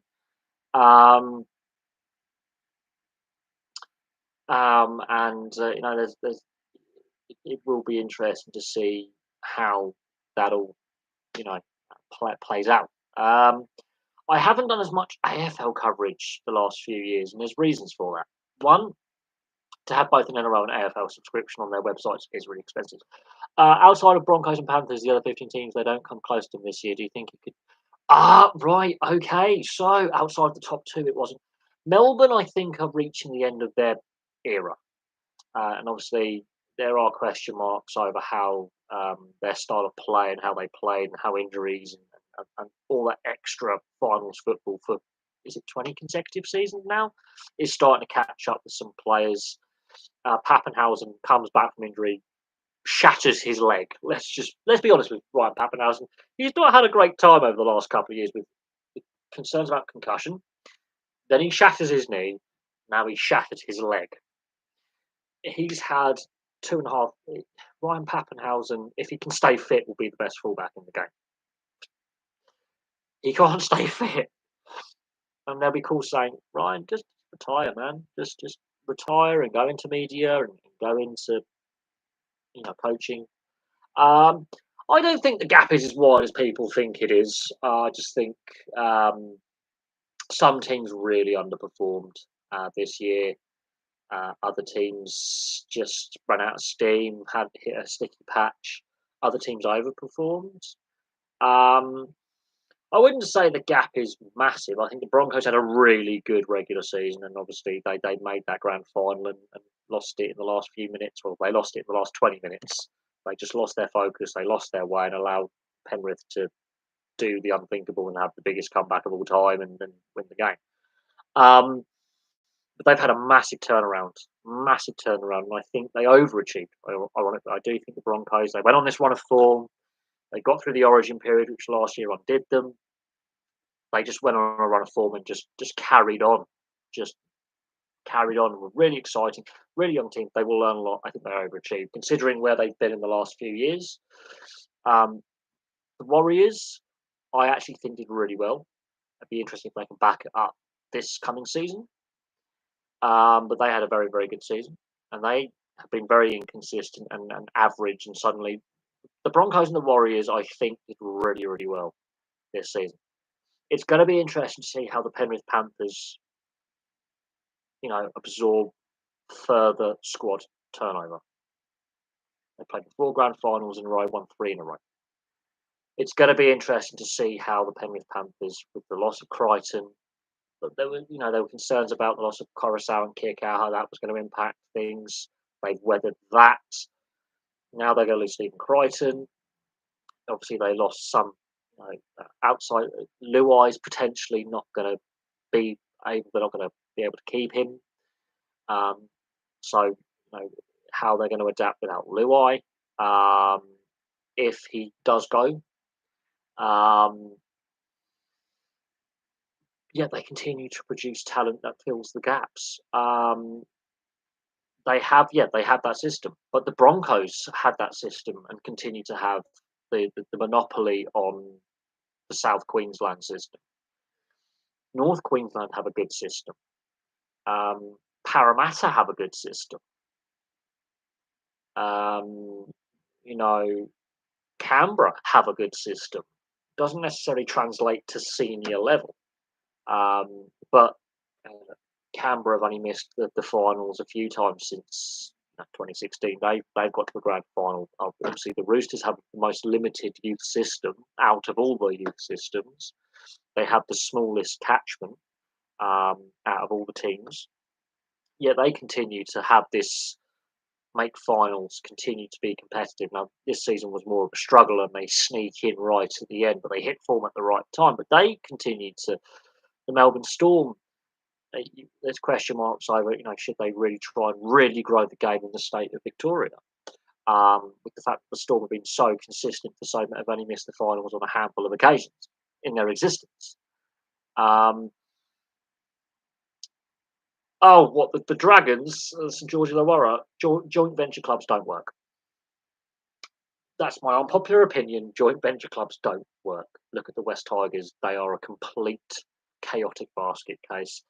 The St George Illawarra Dragons aren't much better. Now, Shane Flanagan, people will debate him as a coach, some of the controversy surrounding Shane Flanagan, has a track record of getting, look at what year Cronulla, they were a basket case. He took them to, winning status. They've been pretty consistently in finals since he left. Ironically, there was the the surrounding of salary cap breaches and steroid scandals and a lot of negativity surrounding Shane Flanagan. But the structures that are in place with the Sharks, they've not missed finals since he was appointed as head coach at the Sharks. Yeah, since he's been and gone, the Cronulla Sharks are a consistent top 8 team. Whether they can kick on and under Fitzgibbon, take that next. But Morris, I think they did the dirty on Morris, but can they, kick on and make a grand final again? But they are a consistent top 8 side. When Flanagan goes in, they're a basket case. But no, the issues with the West Tigers and the St George Illawarra Dragons is they're joint venture clubs, so the boards are divided. So board level down is a mess. players continue to misbehave. There's been a Dragons player arrested and charged with murder. Not a Dragons player, a West Tigers player. Um, and will the Dragons be split between Illawarra and St George again? Will they go back to just either playing St George or Illawarra? Because the dual venture aspect hasn't worked. The club is so much. The culture within that dressing room is toxic. There is no doubt on that. Look at the amount of players at the Dragons who've had off-field indiscretions of one kind or another. Amon, for example, has been stood down by the club because there's ongoing allegations against him. Jack de Belin, that dragged on for years and actually went to court and then multiple trials later. Vaughan, when he was there, was a nightmare. Corey Norman was a nightmare. They continue to sign players who are dickheads. Dickheads. Sorry, there's a reason why some clubs do really well. They have that no dickhead policy where, like, if you are a moron, you're out the door. We're going to get rid of you. We're going to try our best, but if you continue to misbehave, you're gone. Now, Vaughan was out the door, but Jack de Belin, Christ, he's still there. I wouldn't say Jack de Belin deserves to be leadership material. He's lucky he still has a rugby league career. I mean, yes, obviously he was found not guilty on the charges he was facing, but that's beside the point. Even surrounding Jack de Belin, he comes across as a bit of a brick, really, upstairs. He doesn't come across as a particularly intelligent individual, especially with Barbecue Gate, where he hid under a fucking bed. And lied to the police and the club about the fact he had breached COVID protocols. He came across as a bit of a brain-dead individual, considering all the fact that the club supported him through his legal issues surrounding his trial, to then go, I could face, massive unlimited, I don't know, I think it was $1,000 fine or whatever, which is peanuts on the salary he's on, but he could face a big fine. And he hid under a bed or in a wardrobe to, when the police turned up. That just comes across as you're still a moron. It is a privilege and a right to be a professional athlete. And some of these NRL players and AFL players don't come across as particularly likable, intelligent individuals. There's being one of the lads, and then there's being a dickhead. And then there's not being a good role model. And then there's doing stupid stuff. Now, we see it a lot in rugby league, and we're starting to see it more in rugby union as well. There's some real dickheads in rugby union that I can't stand. People go, but they're characters. We need characters in sport. No. Some of the things some of these individuals are doing don't come across as particularly intelligent or particularly likable. Yet there seems to be that lad culture, still persistent, whereby, you hear some of the stories of the olden days. It's not the 1970s and 1980s anymore. It's 2023. Some of the stuff these guys are getting up to is really. It wasn't really acceptable back then, but it was sort of seen as part and parcel of being a high-profile athlete back in the 70s and 80s. We let a few things slide because they were good on the field. We allowed bad behaviours to slide because why? Yeah, well, no, but even then, people within clubland actually, people knew that these guys and some girls were pretty not particularly likable individuals. Now, there's that winning mentality, and there's that mentality of, togetherness and fighting for each other, whatever it may be, and winning. You've got to be a certain type of head case to win all the time, and continue to have that drive to succeed. You're not going to make friends everywhere. You're not going to be likable to everyone. But I always say this: you can be a bit of a prickly character, not particularly, you can be quite a character. I think is the best way. Which means sometimes you're not going to make friends in every changing room you're in. You're not going to make, friends in every changing room or with every teammate. There are some famous examples, like the Man United side of the 99 winning treble side. There were teammates in that dressing room that hated each other that didn't talk. but on the field they performed. Off the field, they didn't socialise with each other. So Terry Sheringham and Andy Cole hated each other. Best strike partnership Man United has seen in a generation. Banging in the goals, and then you had Dwight York as the mediator between the two. They refused to talk to each other. Roy Keane didn't like Dwight York. Cole and Sheringham hated each other. Yet they win a treble. There were some big personalities in that dressing room. So Alex Ferguson, there's a lot of things coming about Fergie that he's not particularly a likable individual, but he knew how to get the players across the line. He had a no dickhead policy as well. So certain players were out the door. Certain players that affected the team dynamic were out the door, regardless if they got on with each other or not. If that impacted how the team played on the field, you're gone. He was very controlling about centralised control.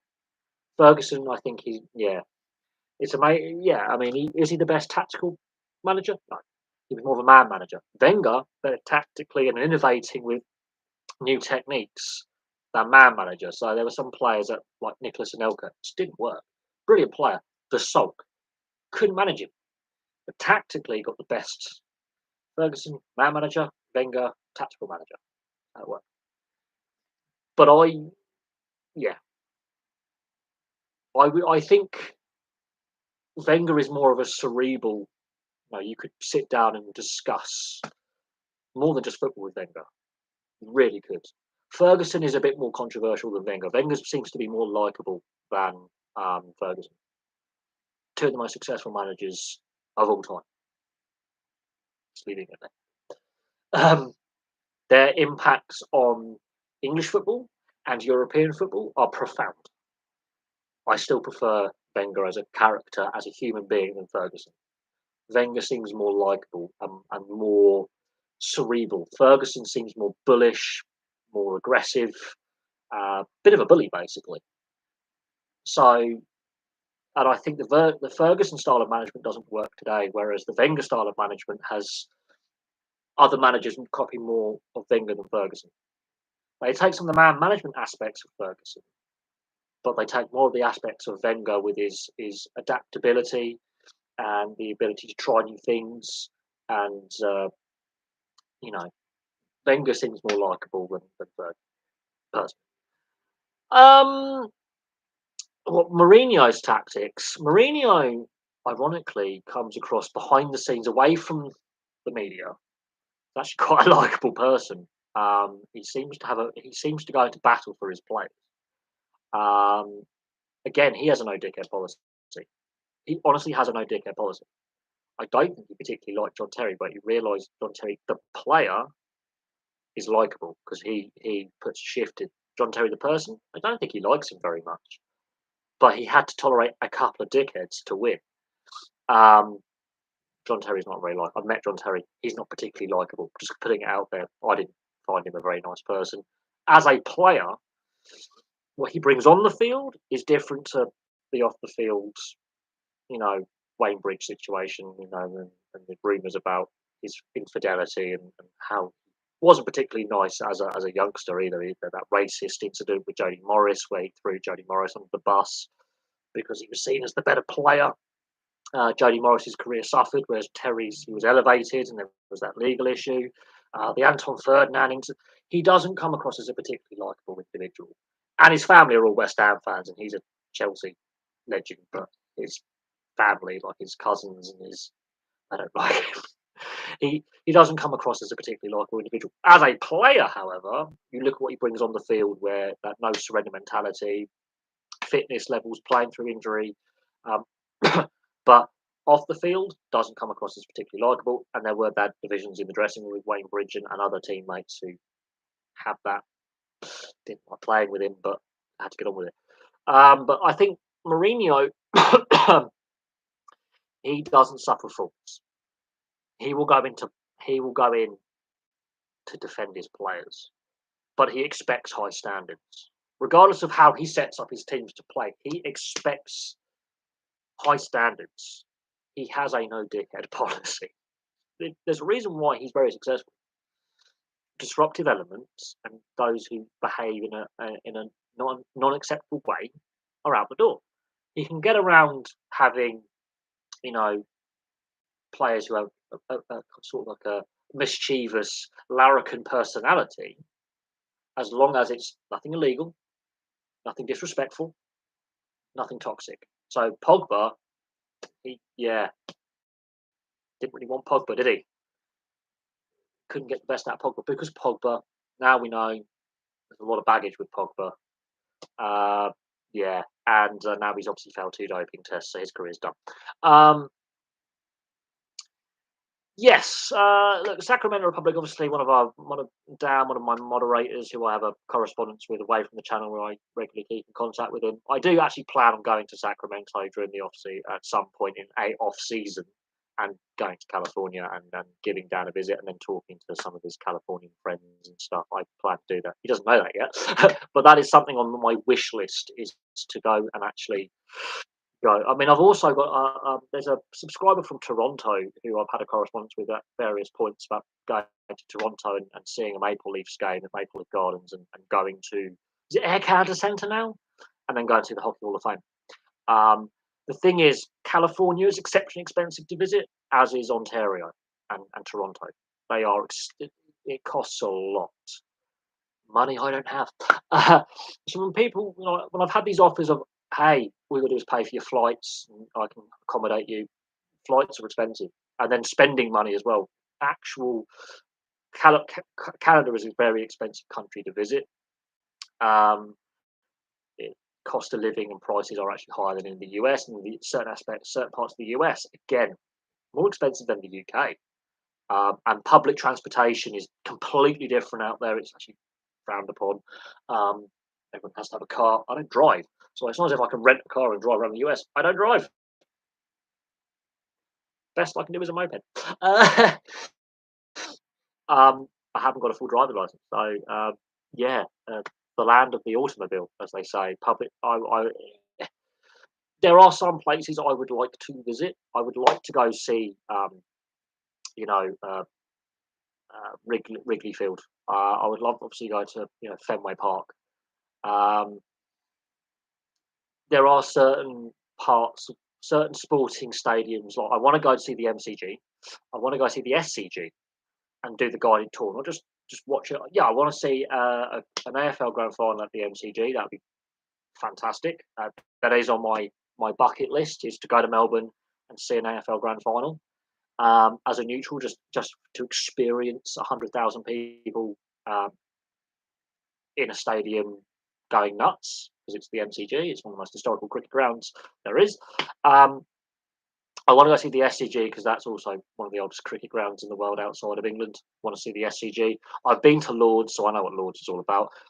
The Oval, I've been past the Oval. I've never actually been inside, so I would love to do a guided tour of the Oval. If Surrey Cricket Club do that, I'll watch a Test match at the Oval, because the atmosphere is different, because the Barmy Army is allowed in. Barmy Army is not allowed at Lords. So yeah, I want to see the MCG and the SCG. The Gabba is not as intimidating as it used to be, but the Gabba's, as a cricket fan, you want to go to the Gabba and take in a Test match at the Gabba, because fans in Brisbane get a bit tasty. But hey, they're my stadium wish lists in Oz. Yeah, Suncorp is not on the wish list. I do want to go to Queensland Country Bank Stadium in Townsville. I do want to go to Townsville, because that stadium, the layout is fantastic. It's the shape of a cube. It really, it actually is. The way they built the stadium, it has a wraparound. I want to go there. How do I think the Jets will do? I'm going to do a video looking at their season struggles so far, because they're 1-3. We've only had one win, and attendances have been down, and the team is not going to move. I'm actually thinking, I'm going to do a video thinking, is it time for Kevin Sheffield-Dayoff to move on as GM? I think, should the Jets move on from Sheffield-Dayoff as GM? That's where I think my issue lies with the team. It's not the team on the ice. I think we've got a decent team. We've got some good players. We've got some superstars like Hellebuck and Shifley and Morrissey. We've got some good players. We drafted well. We always seem to draft well and have decent players. The Line experiment, second overall draft pick, I think we're kind of lucky we got rid of him, but there were times where he could have been a fifth, winning the Rocket Rashard, and he had his purple patch.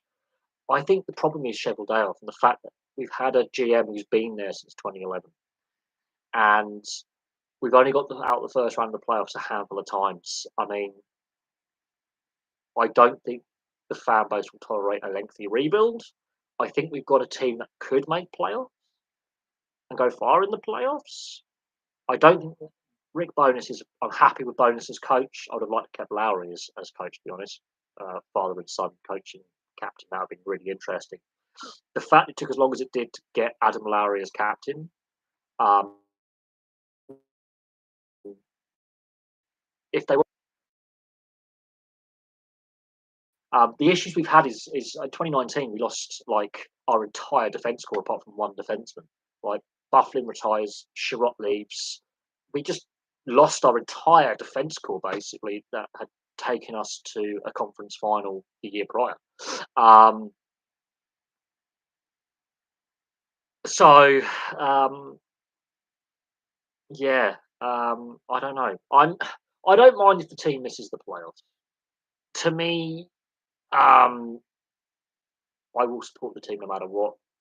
I don't mind if we finish bottom of the league. I know I should, but I'm happy the team is back in Winnipeg. I grew up in the '90s, so I remember, Teemu Solani, his record-breaking rookie season. Now, yes, he was a bit older than your standard rookies are now, but you won't ever see someone score 70 goals in their first season ever again. Um, so in that respect, like, yes, I want to see the Jets win the Stanley Cup. I want to see a Canadian team win the Stanley Cup just to end that narrative. Just not the Maple Leafs or the Canadians. So one of the other teams, not Edmonton, not Vancouver, not Ottawa, not Calgary. So the Jets, please.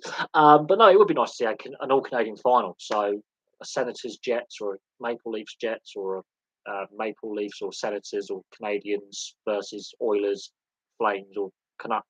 It would be fantastic to see an all Canadian Stanley Cup final. That would be ridiculous.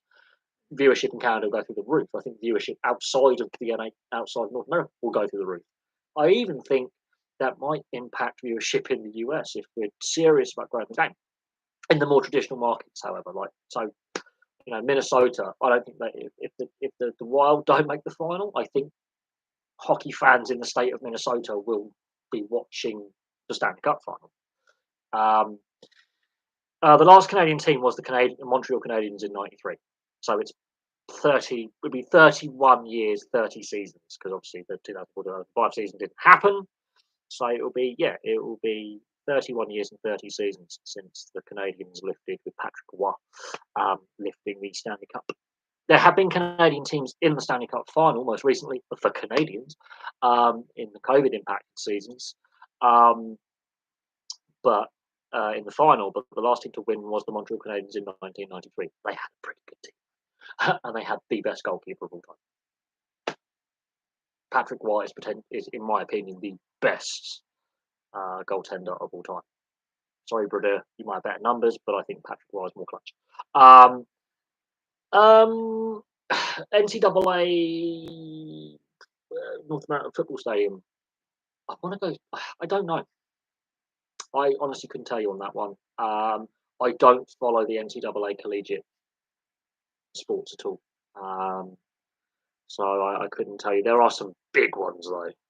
But I look at their college stadiums and you don't get a lot of protection from the elements. So if it's pissing down with rain or it's a cold, snowy night, it's stuffed. They might have massive capacities, but they really don't offer you a lot of shelter from really abysmal weather. What do I think of Pierre-Luc Dubois? I think he had to be moved on. He's a good player. He's a third overall pick from the 2016 draft. He is a very good player. I think he's got more points than Patrick Laine as well, but Patrick Laine is too hot and cold, not consistent, and Austin Matthews can't get past the second round playoffs. At one point, Laine had better playoff figures than Matthews. Ridiculous.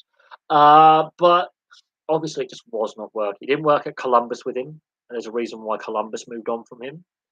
There's a reason why the Jets have now moved on with him. He's settled in really well at LA. I think it's a move that's worked. It means the Jets have got some cap space. They get him off the books. It wasn't working in the dressing room. There was rumours and reports coming out in the local and Canadian media and in the local media in Winnipeg and in the surrounding area that um, there was a division in that dressing room. Wheeler's gone, former captain. Dubois, big trade for Dubois with second overall draft pick Line, third overall draft pick Dubois, swapping, you know, um, and he's gone. We'll see how it works out in LA, whether he fits in their system. They're a team that's on the up. The Jets are a team that are stagnating. Um, there's, I think, a growing expectation with the Kings fans with the LA Kings, with their coming out of their rebuild. Have they done it too quick? Are they going to be able to sustain, you know, uh, playoff appearances and make another run for a Stanley Cup and another Stanley Cup final? With the Jets, there is concern that this team is just sleepwalking, and the start of the season hasn't been great. But we had slow starts before, and then kicked on later on in the season. But I think it's time to change GM. It's time to freshen up management. I, I, it's an area of I think I don't want to be critical because look, these are some of the best players in the world playing the NHL. To be an NHLer, you're in that 1% of professional hockey players. You know how hard it is to even play one game, let alone 1,000. I have a lot of respect for anyone who even gets to play professional ice hockey. I really do. Um, but I do think the team has stagnated. We did draft. I think we did draft well. We did. But I think it's time to move on from Kevin Sheffield. I think ownership will eventually have to go by Kevin, by Chev. You've been here, you've built a foundation. Let's get someone fresh in, fresh ideas, and freshen things up, and be a bit more aggressive at draft time and at trade time and at free agency. Because I think Cheveldayoff doesn't come across as a very aggressive GM who wants to shake things up and come in and make change. He's been there a long time. It's only till it's only when Brian Little had to basically retire because of his head injury that the last Thrasher was gone from the system. It took that long to get rid of all the Thrashers players, over a decade. Let that sink in. To officially get rid of all the Thrashers, so there was too much of a hangover from the Atlanta failure. The team was crap. Made one playoff appearance in how long? So the team is better in Winnipeg, but I think Cheveldayoff has been there since day one in 2011. Um, I think it is time to get fresh face in head office with the GM and assistant GM. I think that needs to happen. I think that may inject some fresh ideas and inject some new energy into the team. Um, well, if you look at regular season, it would have to be either Edmonton or Toronto. But Edmonton have had a poor start to the season. They've conceded a lot of goals, and goals against average is generally telling. Yeah, they've got the two best players in the league, but they're unfortunately sometimes McDavid, Draisaitl, and Nugent Hopkins are playing on the same line. If you can shut those three players down, the team can't score. And goaltending and defence is not good enough. Whereas Toronto, they need to do something in the playoffs. They do really well regular season, no matter if they finish first, second, or third in division. They do really well, and then they get to the first round. And last year they got past the first round and won one game. They've won one game outside the first round in over a decade. They can't do anything in the playoffs. So I don't know. Is the general answer to that one? The Senators have had a good start, which is encouraging. New ownership, really good start to the season. Some players are putting up some good numbers. They've had ups and downs since 2017. A lot of player turnover, but they're starting to build something with that core in Ottawa. Future of that franchise looks really good. I couldn't tell you. Until Edmonton can be consistent regular season and playoffs, because they haven't had a lot of playoff appearances really since the 90s. Let's be honest with the Oilers, that they really haven't had a consistent They make playoffs and don't, and then they do, then they don't. They've had some sweeps. They made a conference final. They're making progress, but I think the problem with them is they're too reliant on a handful of players. I think he's the true leader. I think he should be captain. Take some pressure off the other two. Um, but yeah, they win all these individual awards and do nothing in the playoffs. Really, we're being honest here. They've had one real good playoff run. Yeah, they can't defend, and goaltending. Well, they haven't got a decent enough goaltender to win a Stanley Cup, but Bakersbury you don't need a start to win the Stanley Cup. But their defence to start the season, their numbers are shocking to start this season. Last season they were really good, actually, to be fair. But the start of this season has been diabolical. Back-to-back defeats to the Canucks. Um, and yeah, but you could argue with expansion with 32 teams, you've got to spread the talent out. But there's some really good players who are playing in the AHL. It's just salary cap constraints. When you're paying your top two salary players that much money, same with Toronto. When you're paying a handful of players nearly half your salary cap on a handful of players. You bugger yourself. You absolutely bugger yourself. And the salary cap is not going to go up until next year, right? It's going to explode. Teams are buggered. They can't trade contracts. They can't trade players. They can't make hockey trades. They've got to make cap trades. No one's got any. There's only a handful of teams that can take a bad contract, and they don't want to take the bad contract because Arizona have had a decent start to the season. Bedard, he's playing on a bad team. Come on, the Blackhawks have not been a great team for a while. They deliberately tanked for him. To be honest, they were bad before they tanked, and they got worse. And they went, "Oh, we're going to do it." I don't like tanking. It was tanking for Bedard. It was. I think they really need to go at the draft lottery and make it a pure lottery. But North American sports fans will lose their minds completely. But I do think you need to make it a 32 team lottery. And if you've traded away your first round draft pick, okay, then I don't know how you change it.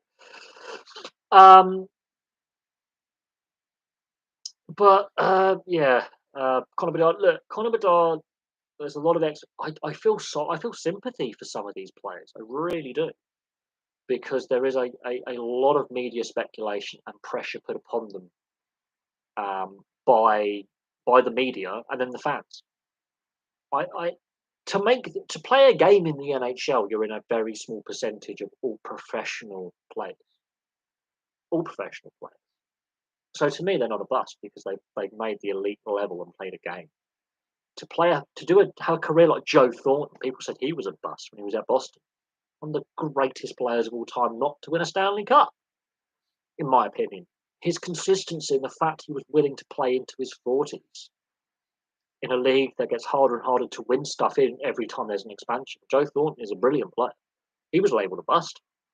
Look at his career numbers. They are ridiculous. Ridiculous the amount of games he played, ridiculous the amount of playoff games he played,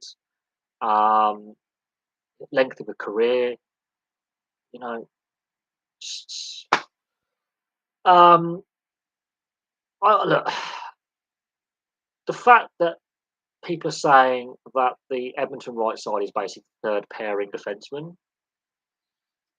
To be a third pair defenseman, you're still a pretty good player, and it's all about team chemistry.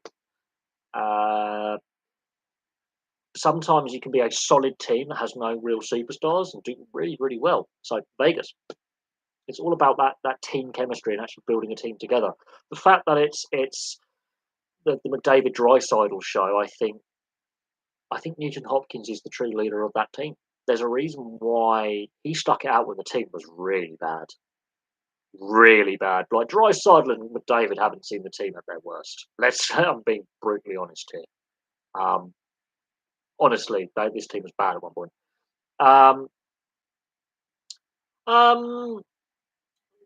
Well, Darnell Nurse is one of the worst contracts. I think in a salary cap era, yes. And with the salary cap the way it is, if you're overpaying, this is a problem that Canadian teams allegedly have is their revenues are, and income is in Canadian dollars that they pay their contracts in US dollars, and the exchange rate is shit. So it's harder to, you know, build a team. But look, it just basically means Darnell Nurse has got a good agent. Um, uh, but it's a salary cap league, so there's going to be some contracts that on the surface don't look great.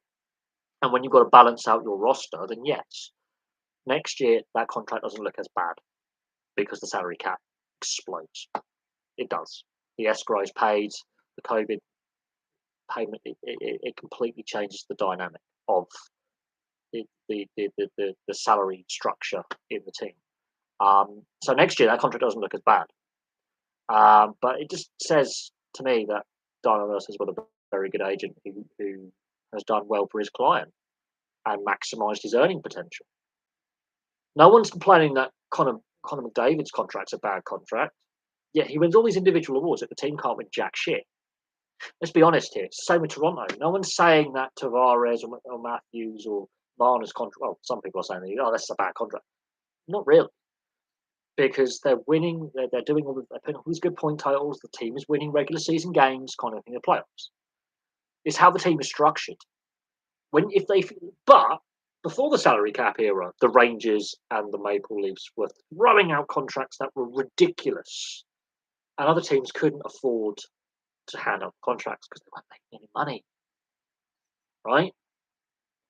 And so the argument was that we need to hit every team profitable. Now, there are some really, look, people say that some of these NHL contracts are bad, and under a salary cap system, when you've got to try and fill out an entire roster, an entire squad, plus the two-way contracts with the AHL and ECHL, where you've got the development, those players on those two-way contracts who are waiver.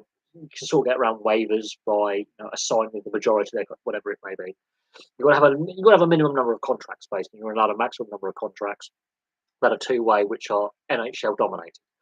Now, the AHL can also have players on two-way contracts where it comes on the AHL salary cap. So there are ways around it where you can get a player in the AHL where it doesn't cost you massive amounts of money because it's an AHL contract. It doesn't come under your salary cap system. So there are ways of doing it. There's LTIR. There's a debate about that. How the playoffs, there is no salary cap in the playoffs postseason. So the cap is postseason. You can have any strength team you want. Could the NHL get good quality KHL players? Shipashev, for example. Remember him? With the Vegas Golden Knights, played 3 games. He wasn't drafted. You can find you don't not all KHL players have. There is a draft limit of age. I think it's under 25. I think if they're on an entry level contract or would be on an entry level contract equivalent, I think they have to go through a draft. I think to be draft eligible, you've got to be under a certain age, and to be rookie eligible, you've got to be under a certain age. So I think some of the KHL players meet those thresholds, but not all of them. But I think with the current political and economic situation with sanctions and the conflict in Ukraine and IIHF sanctions, I think you probably don't want to be. Yeah, there are some players who've been drafted that are in the KHL right now and may not come over. And there's a lot of political stuff. There's going to be a lot of negotiations.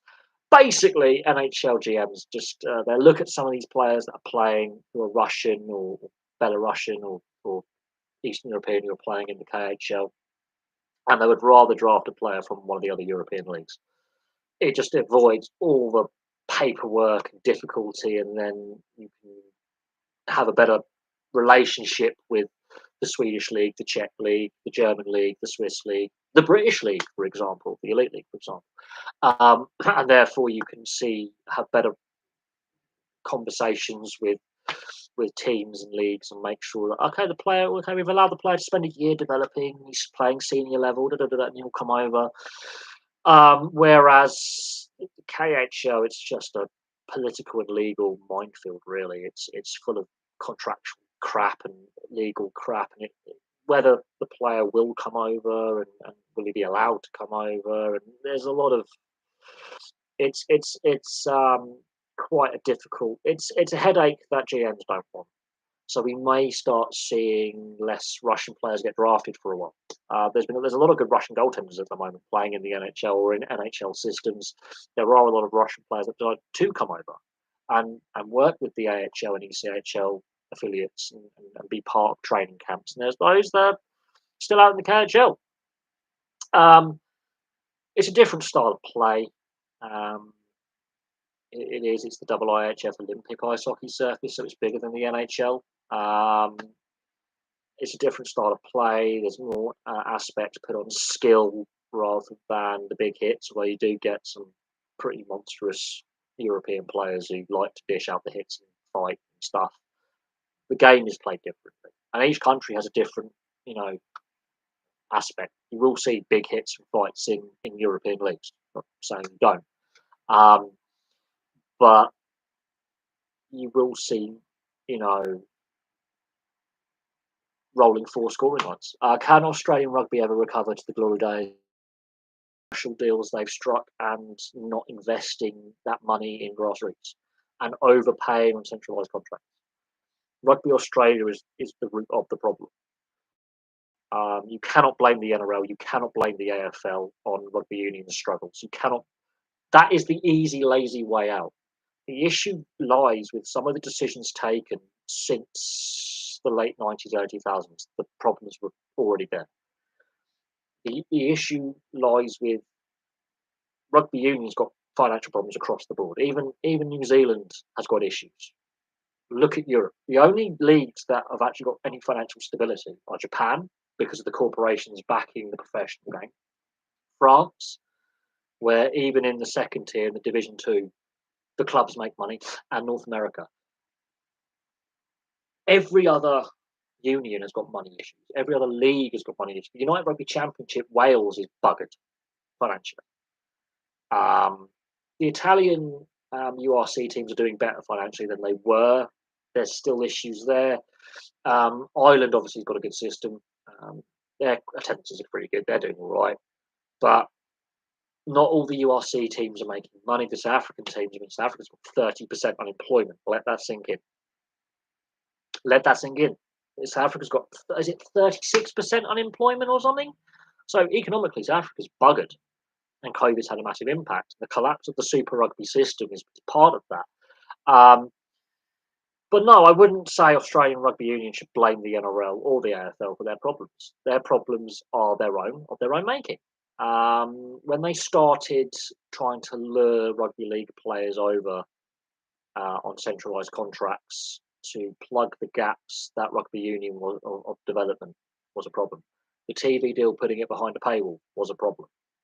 The fact that grassroots level wasn't getting the investment, and they didn't break down that media and social stereotype that it's all upper class tops playing the game, which is not the case. Not the case at all. But they were, and they still do now with the getting the rugby league players over. Partly because rugby league has a lot of basically all the teams apart from maybe one or two are at the salary cap or over it in some way, and trying to keep cap compliant. So the NRL has, guess what, cap crunch as well as the NHL and other cap basically, right? So the NRL is near or at the salary cap. Yes, expansion's on the horizon, so an 18th team will come in, which will give some cap relief to the other 17 teams when that happens in the next couple of years. And of course, taking games to Vegas brings in more revenues, which then adds to salary cap increases. But the salary cap creates problems. So Joseph Suoliti, for example, and Radradra was another one, and Kurabetti and Vunivalu and others. Now, Radradra's ended up in the Fijian setup, and that's fine. He was in the Australian setup at one point. This is where Rugby Australia, and to a certain extent as well, the Kiwis have tried it and went, no, we're going to keep the two separate. Tuivasa-Sheck, okay, he's gone back to the NRL. Not all league players hit the ground running in union and vice versa. It just doesn't always work. Roger Tuivasa-Sheck, guess what? He's coming back to the NRL for next season. So it didn't work. His rugby experiment didn't work. His style of play didn't suit the All Black and the New Zealand club rugby system. Just didn't suit what they were looking for. Hasn't worked out. He's made some money though. I mean, there's no doubt Tuivasa-Sheck is one of the most talented individual skill players. It just, for whatever reason, it hasn't worked out for him, and that's fine. But Rugby Australia has really gone hard with getting rugby league players over to plug the gaps their own youth development aren't filling. The talent pathway is not filling. And then with the issues of the Matt Giteau rule when it comes to international selection, and with less money in the game for your salary, it's no surprise that Australian players are going over to Europe, ending up getting residency and ending up playing for, like, Matt Hansen, for example, playing for Ireland. Okay, it's not surprising that they're ending up playing in the French league, playing in the Northern Hemisphere, going over to America, going over to Japan. They can get paid more. They're going to where they can get paid more. Now, yes, salaries are higher in the English Premiership. Salaries are higher in some aspects of the URC. French league salaries are ridiculous. Major League Rugby, marquee signing, you can get guaranteed money and guaranteed game time, which you're not necessarily guaranteed in Australia. Now, you may have to forego representing Australia because of the Matt Giteau rule. You've got to hit a certain amount of caps before you can play overseas, which is ridiculous. So Australia is going to continue to bleed some of their best young talent to the other leagues to play. And they're going to continue to overpay rugby league players to swap codes, because these rugby league players were all on big money before they came over. They were all on big contracts.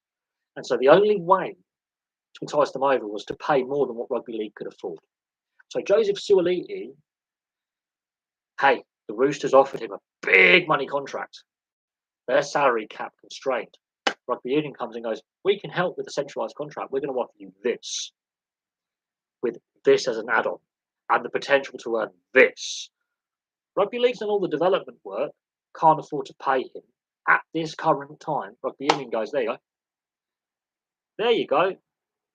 You've matched what the Roosters can offer you. Oh, and we're going to give you $300,000-$400,000 more. It's a no-brainer. You as an individual, you know your career could be a handful of years at the top level because of injury. If you know the potential for your career to be ended like that, you're going to take the big money, guaranteed over many years. So even if they go, it's not working out, you can go back to Union, they still got to pay you out the contract. So you're going to make money regardless. This is, I think. If Jones selected more experienced players, would it make a difference? Potentially, with the guidance of the young players and giving the younger players a bit more confidence to lean on that experience. Just to have more experienced players in the squad. That was the youngest squad ever selected. It was a very inexperienced squad. That was a mistake. When Eddie Jones came out with something that's like, oh, but they've got to learn how, go through these learning pains, that was a mistake. As I said, Eddie Jones was not the saviour Rugby Union Australia was looking for, because the structural issues go far deeper. I've not been following the figure skating. I don't really follow the Olympic sports, really. I've tuned out. I don't really follow some of it. I understand there's a lot going on in regards to, Malaysia. That goes back to the Winter Olympics a couple of years ago. I wasn't aware that there was doping involved. I know that there has been a lot of debate around some of the Olympic programs and some team sports in regards to culture. And when we talk about culture, about the win at all costs mentality, doping, payments, sponsorships, athlete welfare, bullying allegations or abuse allegations, figure skating has always had that cloud of negative aspects of the culture. Going back to the Kerrigan, bash the knee back in the '94 Lillehammer Olympics. Going all the way back 30 years ago. Figure skating, gymnastics, they've all had all had toxic culture elements. That's I think the crust, the nugget, basically, the nubbin of it. I'm making up words now, but that's basically the core debate around the structural issues, complaints processes, athlete welfare. In regards to the fact there's a doping scandal, I mean, look, the IOC doesn't have a leg to stand on in regards to doping scandals, especially with track and field athletics and then everything else.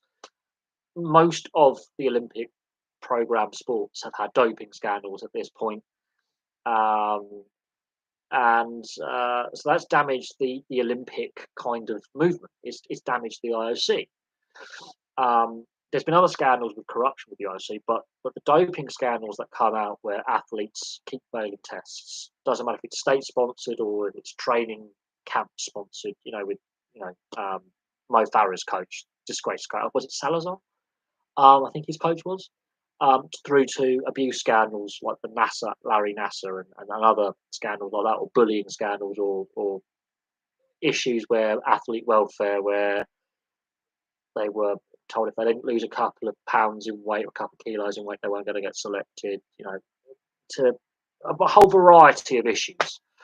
So I'm not surprised there's a doping scandal and a court case in Valdivia and all that. I'm not surprised it's happening. In regards to the Cricket World Cup, I haven't been following it. Yes, there's been some. The Netherlands beating South Africa and Afghanistan beating England. Obviously, the shocks that happen in that kind of group round robin stage of World Cups. We get shocks like that. We've had shocks at the Rugby World Cup, for example. We had shocks with Morocco in the FIFA World Cup making the semi-finals. The Women's World Cup with the US and Canadian teams and the German team really struggling. Some of these big nations not performing very well.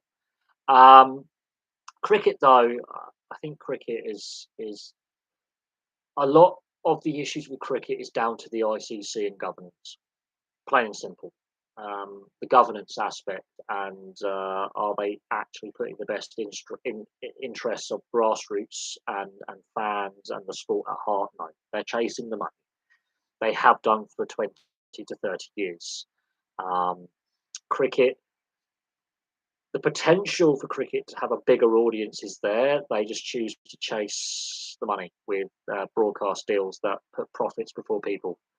This is the same sport that came up with the 100 to make up for lost match going revenue and losing fans by trying to attract new fans to the sport because they pissed off the existing fan base. That's the ECB.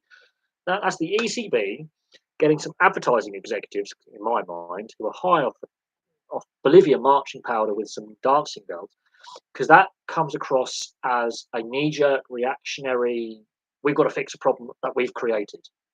Why are attendances down? Why are fan viewership figures down? Oh, because you put it behind a paywall. You chose to take the Murdoch money, right? You put profits before people, short-term financial gain, and then during COVID, you're like, please give us money, we're going to go bankrupt. But you've got all this TV money from Sky. Where's it all gone? But we're going to go bankrupt. So you have to ask questions about some of the ECB's decisions domestically here in the UK.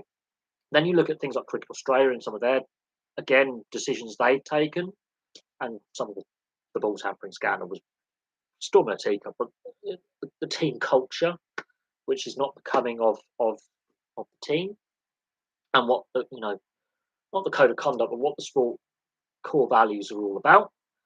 And then the BCCI of India, who really are the power brokers when it comes to international cricket. Nothing happens without their say so. The ICC is a toothless organisation because the Board of Cricket Classification India control it.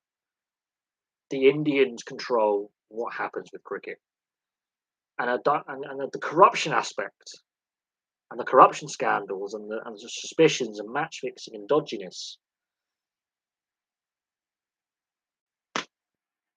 I'll let that speak for itself.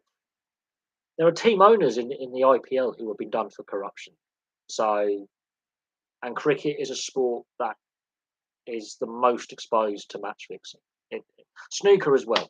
And we've seen that snooker match fixing scandal and the bans and the players involved and aspects where the governance again was really weak and really poor. And the reliance on the betting companies to sponsor events and sponsor players, just yeah, it's just a perfect storm, especially when you've got massive growth in places like China and Southeast Asia, and a lot of the players, their English isn't that great, and they were stuck with the pandemic. You know, they were trapped like over here. They couldn't travel home, and they didn't know many people outside of a small group of you know Chinese or Southeast Asian players. They're gonna be tempted. A lot of them were struggling financially, um, and then they're far away from home in a foreign culture in a foreign land, not really understanding much of the language if at all. You know, really isolated. They're very vulnerable, and that's where match fixing comes in. We can make some money here, and these are young. You know, a couple got. I think two of them got banned for life. There was some mitigation with some of the younger, less experienced players who were obviously, you know, it turned out they were struggling financially. They were struggling settling into, you know, being based overseas. In this case, in the UK, they could have been based in Australia. It didn't matter where they were based because of the COVID travel restrictions and shutdowns and inability to go home and not understanding. They were classed as vulnerable. And now we're seeing all these Italian football players who are playing at various clubs around Europe who've been kicked out of the Italian squad that lost to England 3-1, who are being investigated. There's one who's got Ivan Toney's ban at Brentford. And suddenly we have a gambling scandal and a betting scandal and potential match fixing scandal in football again. And we're having this debate around gambling sponsorship, right? In sport. Football was the prime example, but snooker's another one. Um, Less so in rugby league is another one. Less so in rugby union, but gambling companies sponsoring, you know, and sports gambling, right? And with what we've seen with football, with several high-profile players, Tonali, right, has just completed a big money move from AC Milan to Newcastle, and you know, he's obviously his transfer created a lot of speculation and was big news. And I don't really cover transfers much anymore on the channel because most of it's waffle anyway and speculation. But got players being sent home from an international squad in disgrace because they're facing allegations that have now been proven. Where some of them have gone, yeah, no, I've done it. We've seen the Ivan Toney ban. Right, he comes back at some point this season, and he's most likely out the door at Brentford. They're doing all right without him in the squad, so you know, let that sink in. It's impacted his ability of being selected for England. People saying he should have gone to the World Cup. Well, he's facing these allegations. He admitted to some, denied others, found guilty on all counts, that kind of thing. And now we've got a scandal involving Italian players who were playing at Juventus and AC Milan. Not looking good. Not looking good. And we're having this debate around weaning the Premier League club saying, oh, okay, we might. And the pressure on reducing gambling ads and sponsorship. It's a difficult one. It's a difficult one. And I could do a video on the Hansi Cronje cricket match fixing scandal and how he lied under oath um, in a parliamentary investigation. I mean, South Africa is quite a corrupt country, but cricket and rugby union, you know, they are what bind South African society together from all backgrounds. And when the cricket captain at the time, Hansi Cronje, was embroiled and lied, and obviously was obviously guilty of what he did, but it tarnished the reputation of a sport that was seen as a beacon of hope for South Africa, like rugby union. It tarnished the reputation of cricket in South Africa. It tarnished the international reputation of cricket. This was the moment. This is the watershed moment when it came to cricket corruption. And since Hansi Cronje, we've seen allegations go through the roof. And yes, there is that element of gambling, and there is the element of, you know,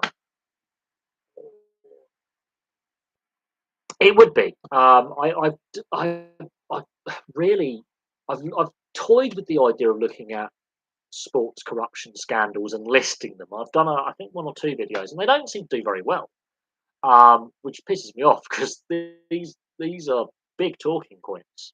And what we're now seeing with snooker, with the match fixing, and what we're now seeing with football, with these multiple players now, with increasing regularity, and all these Italian players were all club teammates in Italy before they made their transfers, right?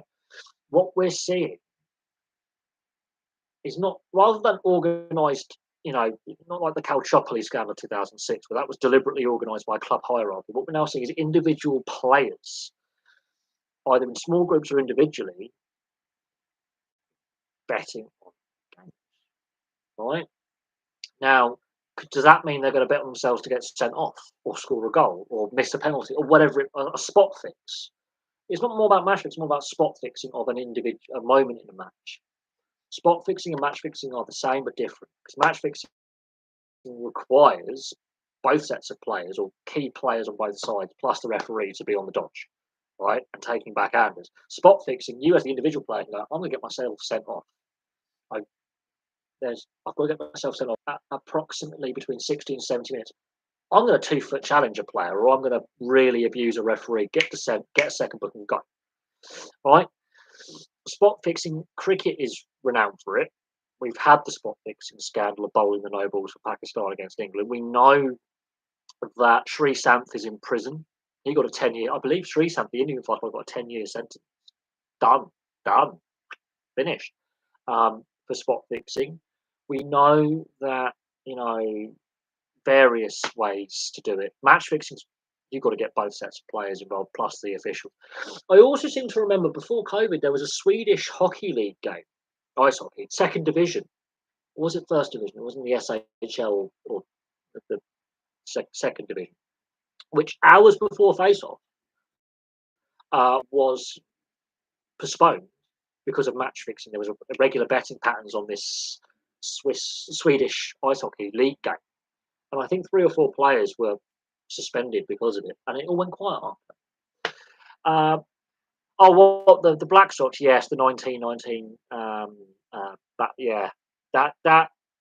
The Black Sox scandal in the early days of what is now Major League Baseball, but in the early days of professional baseball. I think that scandal is more talked about, even though it happened over 100 years ago, than the steroids era. And all the players getting done for steroids. I mean, we had the Astros sign stealing scandal, obviously, in recent times. They weren't the only team doing it, because the Red Sox got caught as well. But the Astros really doubled down. But yeah, no, the Black Sox, scandal. Yeah. I can go into a variety of. I mean, the NBA betting scandal with Donaghy, the referee. I've done a limited amount of content on that, and I've really looked into it, and I've watched his interviews given, and he sort of basically wants to spill the beans. And there was a court order trying to block the publication of his book where he spills the beans, and